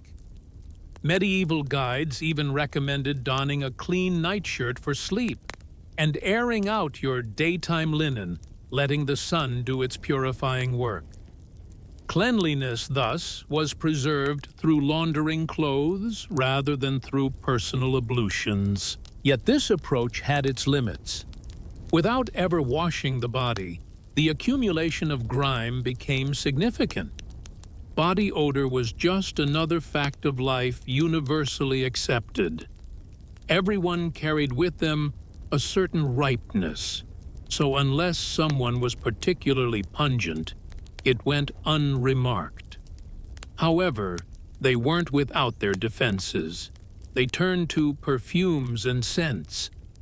Ladies might clutch a bouquet of herbs or flowers, a posy to sniff when the air turned foul. This practice, often linked to the plague, was also practical for anyone navigating the stinking thoroughfares of medieval towns. The olfactory assault of medieval Europe. Imagine, if you will, a time when cities were not the gleaming metropolises of today, but rather they were pungent battlegrounds for the senses. The very air was thick with the stench of decay and filth, for modern sewers were but a dream yet to be realized. Instead, the streets were repositories for all manner of waste, both human and animal, creating a miasma that would make even the hardiest soul wince. In the heart of these bustling towns, the upper windows would swing open, and with a cry of "Gardez l'eau," a French warning that morphed into "Watch out for the water." An English residents would unceremoniously hurl the contents of their chamber pots into the thoroughfare below. Imagine the urgency of passers-by darting aside at the sound of this call, hoping to avoid the unsavory shower from above. The streets you see were designed with central ditches or gutters, a primitive attempt to channel this refuse away when the rains came. But on dry days, the waste simply lingered, a testament to the era's sanitation or lack thereof. Add to this the constant presence of animals, horses. The primary mode of transport left their mark at every turn, while pigs and chickens roamed freely, adding their own contributions to the street's organic carpet. Rotting food scraps were tossed out a feast for scavenging dogs, and pigs, making the streets not just a test for the nose, but a treacherous path for the feet. In an attempt to mitigate this filth, some cities employed rakers or sweepers to clear the more substantial accumulations, and larger urban centers had laws against littering. Yet enforcement was as patchy as the cobblestones themselves. By the 14th century, Londoners lamented streets so saturated with excrement that they were nigh impassable. The rivers, too, were not spared. The Thames in London and the Seine in Paris became open sewers, receiving waste directly from latrines and house drains. Is it any surprise that for drinking water one had to venture beyond the city limits to wells or springs, leaving the contaminated river waters behind? This was life in medieval Europe, where the streets themselves told tales of survival amidst squalor. In the medieval era, ale or wine often replaced water as the beverage of choice, not merely for taste, but because the fermentation process unknowingly eradicated the lurking germs. Water, often viewed with suspicion, could spell sickness, a fact known through experience, if not through science. Within the grand walls of castles or the sturdy confines of manor houses, sanitation was rudimentary at best. Here, one might find the guardrobe's simple yet functional privy rooms where a seat was positioned over a shaft in the wall. Imagine the waste plunging down perhaps directly into the moat or some unsuspecting pit below. Indeed, some moats became unwitting repositories for human waste, turning these defensive waters into cesspools. Not all moats bore this unfortunate fate, but the practice was common enough to tarnish many a castle's moat. In more modest dwellings, the solution was even more basic: chamber pots, or the open fields and stables served as nature's call. Enter the unsung heroes of medieval sanitation, the gong farmers. In England, or their equivalents elsewhere, these were the brave or perhaps desperate individuals tasked with the nocturnal job of clearing out the filth from cesspits and latrines. Under cover of darkness, driven by the stench and a need for discretion, they would shovel out the night soil, carting it away to be disposed of beyond the town's limits. Sometimes this waste found a second life as fertilizer, a practice not unlike that in ancient China. The peril of their work was palpable.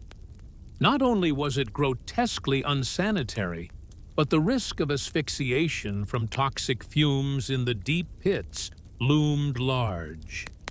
To mitigate this, some accounts tell of gong farmers descending into these abysses with torches, not just for light, but to ignite and dispel the methane gas. A brave act, indeed.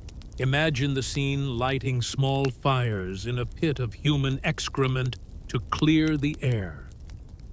Despite the danger, or perhaps because of it, these workers were well compensated, their wages surpassing those of common laborers, reflecting the grim reality of their indispensable yet stigmatized role in society. The medieval era, a time when the air was thick with more than just the weight of history. Imagine living in a world where your senses were assaulted by the relentless stench of decay, where even the wealthy couldn't escape the pervasive odor of filth. Regulations demanded that those with the most offensive smells lived apart, working only under the cover of night to spare the delicate noses of their fellow citizens. But what of the pests that thrived in this environment? Medieval Europe was a veritable menagerie of vermin, with fleas and rats scurrying through homes, contributing to the spread of the Black Death in the 1340s. Sanitation was a luxury, not a given. Even in the grandest of houses, the floors were often covered with layers of straw or rushes that were seldom replaced. New rushes were simply thrown atop the old, where they would mingle with the detritus of daily life, rotting food, the remnants of revelry, and the waste from pets and inebriated humans. This became a breeding ground for fleas and lice, a veritable paradise for these unwanted guests. The wealthy, in their attempt to mask this unpleasant reality, sometimes scattered herbs or flowers upon their floor, rushes a futile endeavor to sweeten the air.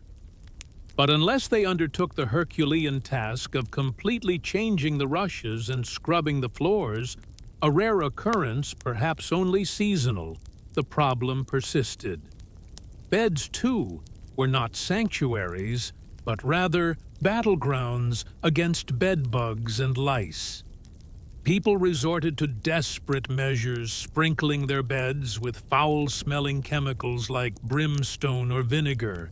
Yet these remedies offered only fleeting relief. Lice were so ubiquitous that the act of nitpicking became not just a necessity but a social event.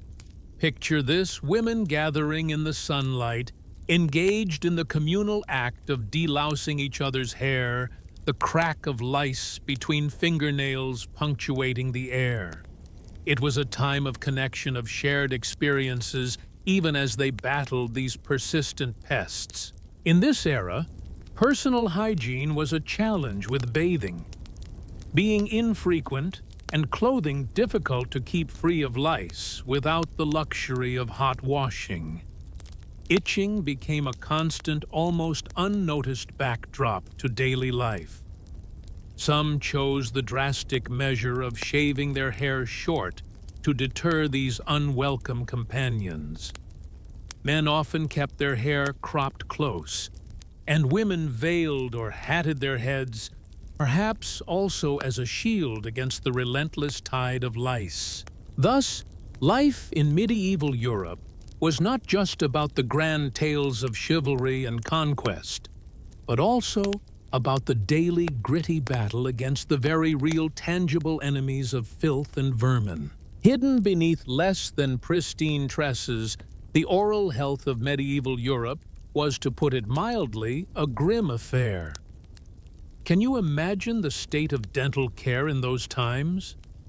They did attempt some semblance of cleanliness. You see, after meals, they'd often rub their teeth with a cloth, or use quills or wooden sticks as toothpicks, and some even resorted to rinsing their mouths with wine or vinegar. Once, leaven. But alas, there was no toothpaste as we know it today. Some concoctions for tooth powder did exist, crafted from charcoal, salt, and herbs. Yet these were luxuries far beyond the reach of the common folk. Tooth decay and loss were as common as the sunrise. By the time one reached middle age, they might have bid farewell to several teeth or suffered from painful abscesses. Foul breath was so widespread that only the most offensive odors would provoke comment. to 1139. Those fortunate enough might chew on aromatic herbs like parsley or mint to sweeten their breath, particularly before mingling in social settings. Yet the typical peasant's mouth would send a modern dentist into a fit of horror. Oh, the irony sugar, that notorious culprit of tooth decay, did not pervade European diets until the later medieval period. Thus, in earlier times, while cavities might have been less rampant, the coarse bread and absence of regular brushing still took a toll, wearing down teeth and inviting infections. 103. The only remedy for dental woes was extraction performed by the local barber or a wandering tooth puller with no anesthesia to speak of, save perhaps for a swig of strong drink to dull the pain. Imagine the dread, the stark reality of dental care in those days. Despite the dire state of oral hygiene, there was a yearning for cleanliness when circumstances allowed. 1226. Medieval manuscripts reveal instructions on the ritual of hand-washing before and after meals, a practice carried out with basins and ewers of water. Good manners demanded clean hands at the table, for eating was largely a hands-on affair. If you were a guest, a servant might approach with a bowl and jug, pouring warm water over your hands and presenting a towel, a small yet cherished gesture of hospitality that at least kept hands somewhat clean and mitigated some of the day's filth. Trmams. As the sun rose, painting the sky with hues of gold and pink, the people of yore would splash water on their faces and scrub their hands clean. Oh, how they did touch water! But a full immersion into its cleansing depths was a luxury seldom indulged in. Yet, when summer kissed the lands with its warm embrace, they would find solace in the cool embrace of rivers, their bodies slipping into the water not just for refreshment, but for a semblance of cleanliness. In the warmer enclaves of Europe, these occasional dips in the river were a godsend. But for much of the year, especially where the frost reigned, they wrapped themselves in layers upon layers, their hope as thin as the spring they longed for. Clothing that second skin was treated with a care born of necessity. Undergarments and linens, the silent warriors against the daily grime, were washed with a fervor. Picture the washerwomen, their hands red and raw, scrubbing away at the riverside, or over large tubs using a soap born of animal fat and ash. A harsh concoction that bit at the fabric and skin alike. This soap, with its less than pleasant odor, was the unsung hero in the battle against grease and dirt. Outer garments. Those heavy woolens or garments adorned with intricate embroidery were less fortunate. Instead of frequent washing, they were aired out or brushed clean, hoping to banish the stench of smoke from hearths and the salt of sweat. The fashion of the era was to layer to shield the body with multiple barriers, where hopefully the innermost layers would absorb the brunt of the body's natural oils and could be washed. And now, let us delve into the darker corners of medieval life, the handling of diseases. Imagine a world where the notion of sterilization was but a whisper on the wind.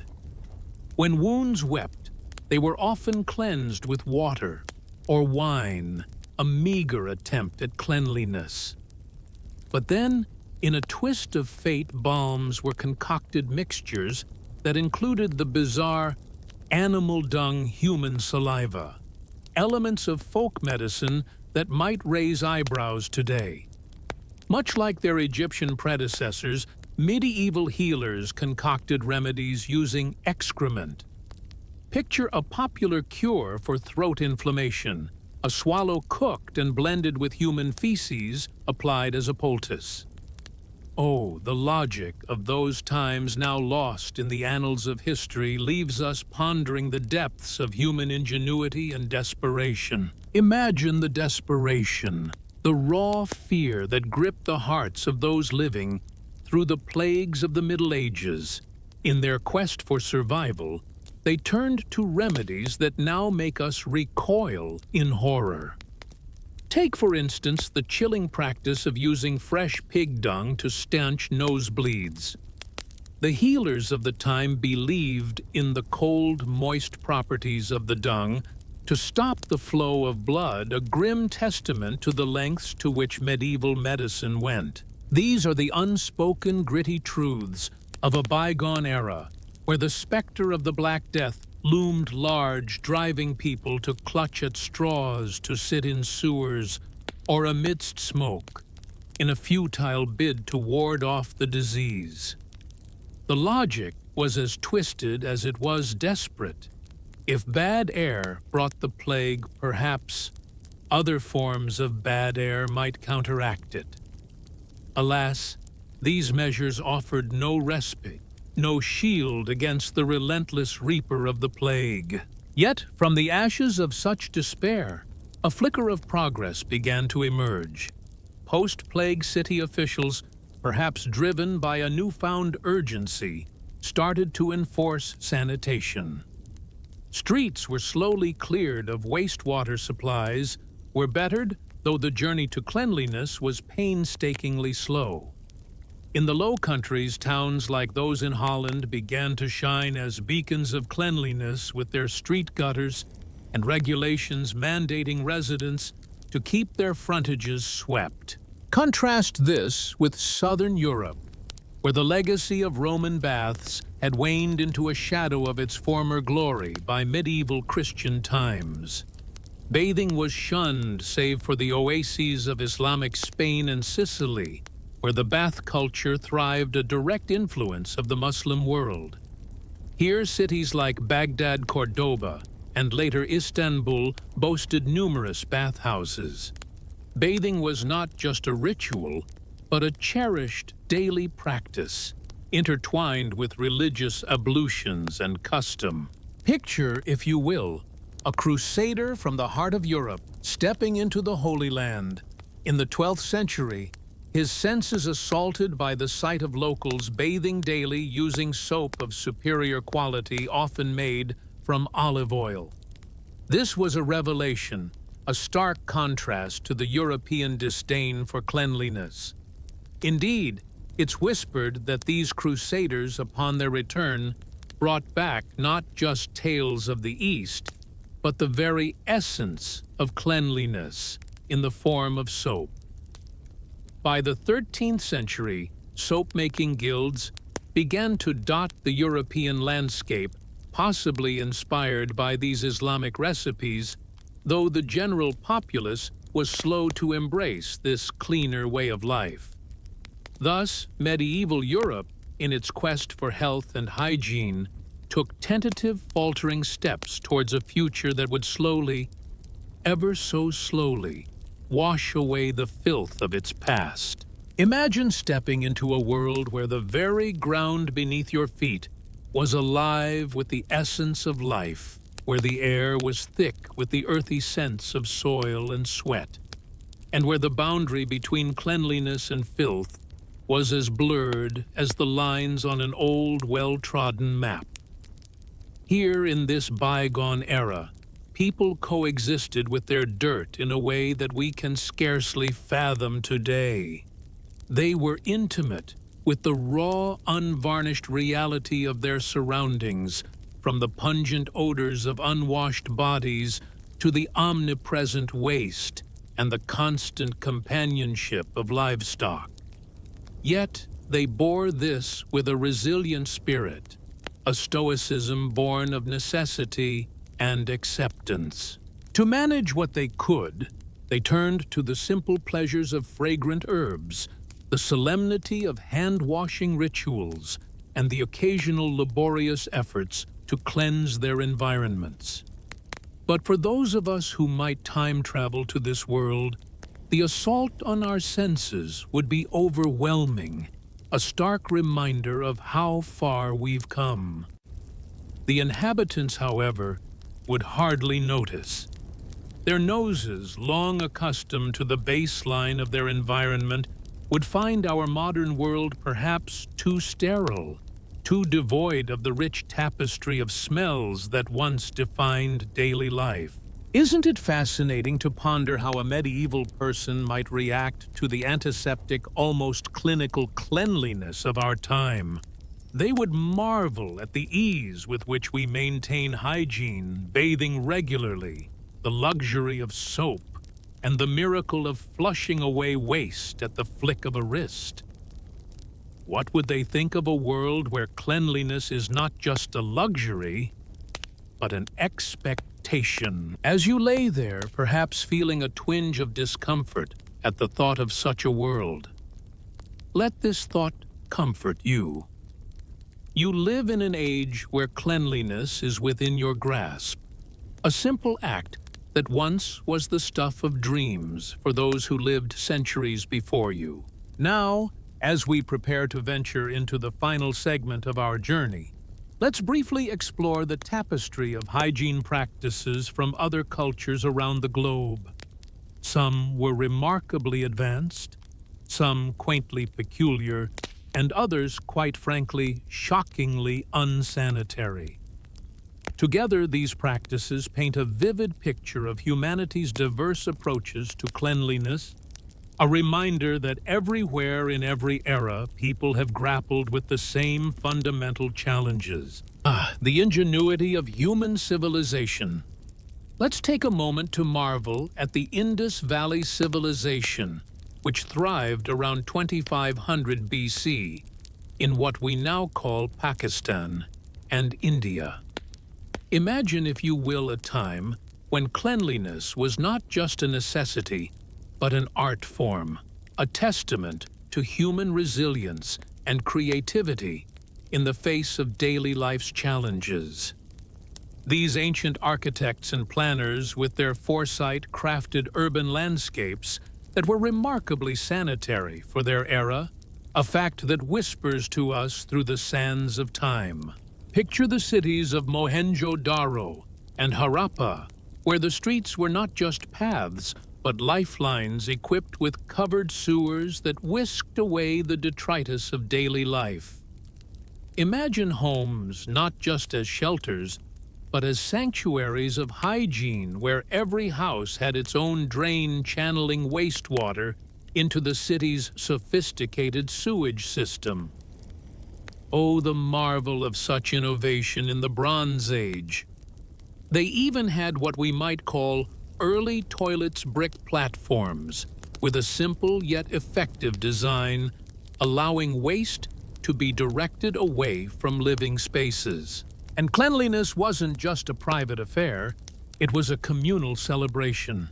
The Great Bath in Mohenjo-Daro stands as a monumental testament to this, a vast public pool, where the act of bathing transcended the physical, becoming a ritual of cultural significance. Envision the citizens after their day's toil gathering in this communal space, washing away not just the dirt, but perhaps the burdens of their souls. The Indus people, with their pottery bathtubs and possibly even chamber pots, were ahead of their time. Their cities might have been relatively clean, a stark contrast to the sanitary conditions of their contemporaries. Yet, they did not have the luxury of modern waste treatment or flush toilets. Still, their brick-lined drains, covered with slabs, silently carried waste away, an advanced system that whispers of a civilization ahead of its time. Sadly, as this great civilization waned, so too did its practices of urban hygiene, leaving a legacy that would not be fully embraced again until modern times. However, the spiritual significance of bathing in rivers like the Ganges persisted, a practice that continues to weave the threads of ancient cleanliness into the fabric of contemporary culture. In the grand tapestry of human civilization, the threads of cleanliness weave a story as old as time itself. Imagine the sun rising over the sacred rivers of India, where the waters, though not always pristine, became the daily baptism for countless souls seeking purity. Each morning, the act of bathing, whether by pouring water over oneself or immersing in the river, was not just a ritual, but a testament to a civilization's dedication to hygiene, a sharp contrast to the seldom bathed existence in medieval Europe. Now let our journey take us to the vibrant heart of the Islamic Middle East from the 7th to the 15th centuries, where cleanliness was not merely encouraged, but deeply embedded in the very fabric of their culture. The Quran and Hadiths, with their divine wisdom, prescribed meticulous personal hygiene, washing hands, face, and feet before prayers, engaging in wudu, the ritual ablution, and indulging in full-body baths after certain events. How could one not be moved by such reverence for cleanliness? In the bustling cities of this era, bathhouses or hammams stood as magnificent oases of cleanliness and social interaction. These were not mere baths. They were architectural marvels echoing the grandeur of Roman baths, with their steamy chambers and refreshing pools. Ah, the delight of stepping into a hammam to be scrubbed clean, to feel the dirt of the week wash away travelers like the ones who chronicled Damascus in the 12th century spoke of these baths with awe, noting how even villagers made their pilgrimage to the city to partake in this cleansing ritual. And let's not forget the innovation of soap. By the 8th century, the Middle East was crafting hard bar soap, the ancestor of our beloved Castile soap, using olive oil, lime, and alkali. Imagine the Crusaders upon their return bringing back not just tales of war, but the secret of soap making, perhaps even a bar gifted by a sultan to a king, symbolizing the value of cleanliness across cultures. In this era, Islamic hygienic laws went beyond mere cleanliness. They were about grooming and personal care, trimming mustaches, cleaning teeth with a miswak twig, and the periodic removal of unwanted hair. Were these not signs of a people committed to presenting themselves with dignity and cleanliness? Indeed, the medieval Muslim world was a beacon of hygiene, a light guiding others toward a cleaner, more refined existence. In the vast expanse of the Mongol Empire during the 13th century, a peculiar reverence for water painted a vivid contrast to the daily rituals of cleanliness we might recognize today. The Mongols, with a spiritual superstition that whispered of polluting sacred water sources and appeasing water spirits, often chose not to immerse themselves in rivers. Instead, they embraced alternative methods of hygiene, rubbing their skin with animal fat, or indulging in sweat baths within the confines of their tents, crafting a makeshift sauna, where steam danced and mingled with their bodies. Imagine the scene: warriors, their faces stern, yet softened by the steam, believing that a touch of grime on their skin could repel the lurking shadows of evil. Was this mere folklore, or did it hold a kernel of truth? Nomadic life on the steppes, with its harsh, unyielding landscape, offered scant water for the luxury of frequent bathing. Thus, they turned to smoke baths, where aromatic smoke curled and twisted around them, infusing their bodies with scent, or they simply learned to endure the embrace of the unwashed for extended periods. Yet these nomads were not strangers to hygiene. They adhered to strict protocols, ensuring that their camps remained unmarred by waste and cleverly utilized layers of silk under their garments. Silk, with its smooth, slick texture, made it difficult for lice eggs to find a foothold, a small yet significant detail in their battle against vermin. One might hear tales perhaps embellished of Mongols who never washed their clothes wearing them until they disintegrated from wear. Such stories, whether myth or reality, sketch a portrait of a culture where regular washing was an alien concept, starkly different from the urban civilizations of the time. Transitioning to the verdant landscapes of sub-Saharan Africa, where practices of cleanliness varied as widely as the cultures themselves, communities cherished the natural waters. In West Africa, for instance, the rivers were not just a source of life, but a sanctuary for cleansing. Here the air was thick with heat, and a dip in the river was not just refreshing, but a ritual, a moment to cleanse both body and soul. They crafted soaps from the earth, using local ingredients to purify, making each bath not just a physical act, but a spiritual communion with nature. Oh, the wonders of ancient African skincare secrets! How they captivate the soul. From the depths of time, African black soap emerges a concoction of shea butter, palm oil, and ash, a testament to the ingenuity of our forebears.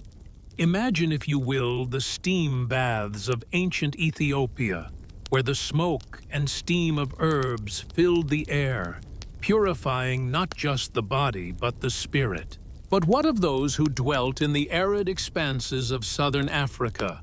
There, where water was as precious as gold, the sand bushmen turned to ash or clay to cleanse and deodorize their skin.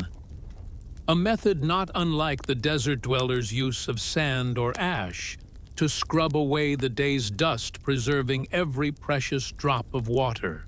And let's not overlook the humble African huts, their floors regularly anointed with a fresh layer of clay or dung mixture. How peculiar, yet how practical. For once, dried the dung not only repels insects, but also forms a surface as smooth as polished stone, easy to sweep and keep clean. What might seem repugnant to some smearing dung on your abode actually fostered a cleaner, healthier living space in the long run. A marvel of adaptation where what is deemed gross can indeed and be beneficial. Turning our gaze to the American continents, the indigenous practices are no less fascinating. Picture the sweat lodges of Native American tribes, where heated stones and water conjure steam, enveloping participants in a purifying embrace. This ritual, more than mere hygiene, was a dance of purification, a release of toxins, and a celebration of life itself. Imagine the relief as they plunged into cold streams afterward. Pores, open spirits, lifted. From the icy expanses of Canada to the warm heart of Central America, these traditions thrived. The Aztecs and Maya, with their temazcales sweat baths, often positioned near homes or sacred temples, understood the profound connection between cleanliness and sanctity.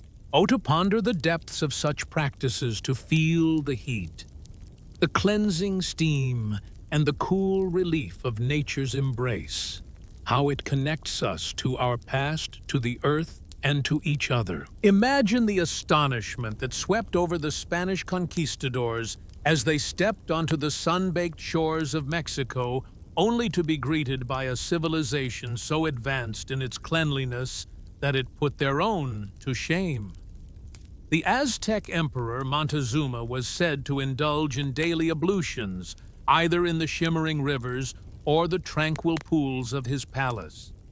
Not just the elite, but the common folk too embraced the sanctity of bathing their skin anointed with soaps derived from the very roots of plants, and their bodies perfumed with the intoxicating scents of vanilla orchid and copal. How striking the contrast must have been when one chronicler observed the Aztecs' passion for cleanliness, noting their absence of body odor, while the Spaniards, unaccustomed to such fastidiousness, carried with them an odor so pungent it was repulsive to the natives. Here was a dramatic cultural clash where the supposed uncivilized deemed the civilized reek of neglect. After enduring the rigors of a long sea voyage, the Europeans, with their general disdain for frequent bathing, must have indeed smelled as foul as they were perceived. Yet the irony of history. While the Spanish did eventually adopt some of these bathing habits, their inherent belief that excessive cleanliness was somehow harmful lingered. Over time, during the colonial era, the standards of hygiene in the Americas ironically declined under European influence, although many indigenous communities fiercely preserved their sweat bath traditions. Turning our gaze eastward, Japan's bathing culture, steeped in the spiritual practices of Shinto and later Buddhism, offered a haven of cleanliness and communal harmony. From the earliest times, the Japanese revered cleanliness as part of their etiquette, using natural hot springs or heating water in bathtubs even in the 7th and 8th centuries. By the Edo period from the 1600s to the 1800s, ordinary townsfolk would immerse themselves in daily or near-daily baths, a ritual far more frequent than that of their European counterparts. Oh, the beauty of water, the ritual of purification, how deeply ingrained in the heart of cultures, yet so variably practiced around the world. Oh, the tapestry of history weaves tales of cleanliness with threads both amusing and grim. Imagine, if you will, the bustling streets of medieval Europe, where hygiene, though often neglected, was not entirely forsaken. Better hygiene did play its part in this dance of cleanliness, though certainly not without its quirks and challenges. Now, let us journey to the lush tropical climates of Southeast Asia, where the warmth and abundance of water made bathing not just a necessity, but a daily delight. In the ancient Angkor Kingdom of Cambodia, they engineered vast reservoirs not merely for irrigation, but perhaps also as communal bathing pools. What a spectacle it must have been, the populace gathered in these waters, cleansed by the gentle touch of nature. Across these sun-kissed lands, a pattern emerges. Water, that precious elixir, was embraced for bathing with a frequency that colder climes could only envy. Why, when the air is warm and the water flows freely, would one not revel in its cleansing embrace? Contrast this with the colder regions, where people in their ingenuity sought alternatives to direct water contact using steam or simply eschewing baths altogether, relying instead on layers of clothing. Yet it was not just the climate that dictated these practices. Cultural and religious values wove their own intricate patterns into the fabric of cleanliness. Some revered cleanliness as a virtue akin to godliness, while others viewed it with suspicion as vanity or peril. Isn't it captivating, almost whimsical, to ponder the myriad solutions our forebears concocted? From pea pods to mud, from fat to ashes, they experimented with every conceivable substance, each trial adding a brushstroke to the canvas of human sanitation knowledge. Gradually, humanity pieced together the puzzle of disease transmission and the sacredness of sanitation, leading us to the pristine standards we cherish today. Our exploration through the epochs of filth and cleanliness nears its conclusion. You've journeyed with such grace through these less than fragrant histories. perhaps your eyelids now heavy with the weight of knowledge. Let us gently close this chapter, leaving you with a deeper appreciation for the simple acts of brushing your teeth and stepping into a shower. From the shared sponge of Roman citizens to the medieval peasants flinging sewage onto the cobblestone streets from the far-flung tribes scrubbing with sand, to those luxuriating in the soothing waters of hot springs, the journey through the annals of human hygiene has been a long, winding, and often gritty path. We've pored over these tales with a quiet curiosity, exploring how our forebears confronted the relentless universal challenges of dirt, sweat, and waste. Some of these stories might have made your stomach churn a little, or perhaps a lot. Yet I trust the tender narration has made these tales not only bearable, but strangely comforting, maybe even coaxing a smile or a chuckle from you as you reflected on the peculiarities of the past.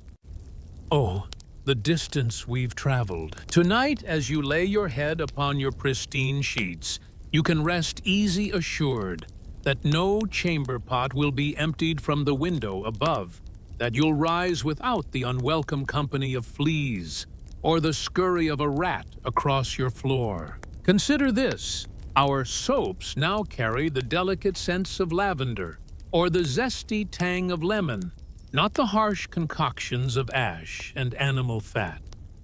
Our toothpaste thankfully has evolved beyond the use of burnt eggshells or, heavens forbid, urine.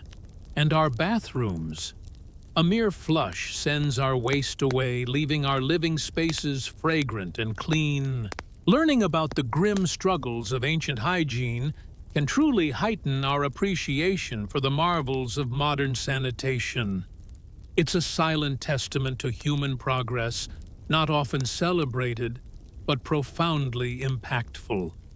As you drift into slumber, let your mind wander back to those ancient nights, the gentle murmur of Romans in their bathhouses, the chorus of crickets as a medieval town finally succumbs to darkness, interrupted only by the rustle of straw or a guard's distant call into the night.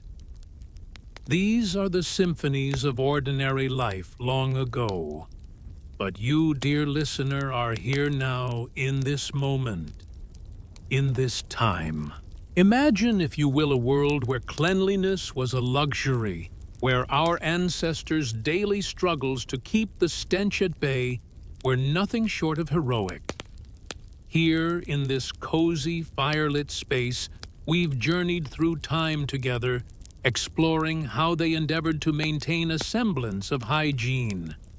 Oh, how their stories, though perhaps mundane to some, weave a tapestry that makes our modern comforts feel even more luxurious. Thank you for joining me on this enchanting voyage through the annals of sanitation history.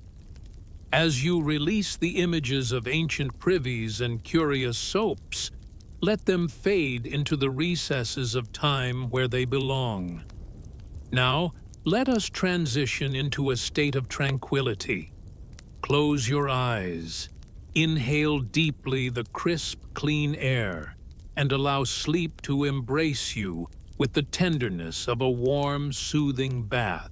Good night, dear viewers, and may your slumber be as pristine as the dreams that dance within it. When you awaken, may the simplicity of soap and water fill you with gratitude for the marvels of our era. Your engagement means the world to us. If you've enjoyed this journey, please leave a comment, share your thoughts, or simply let us know how it made you feel.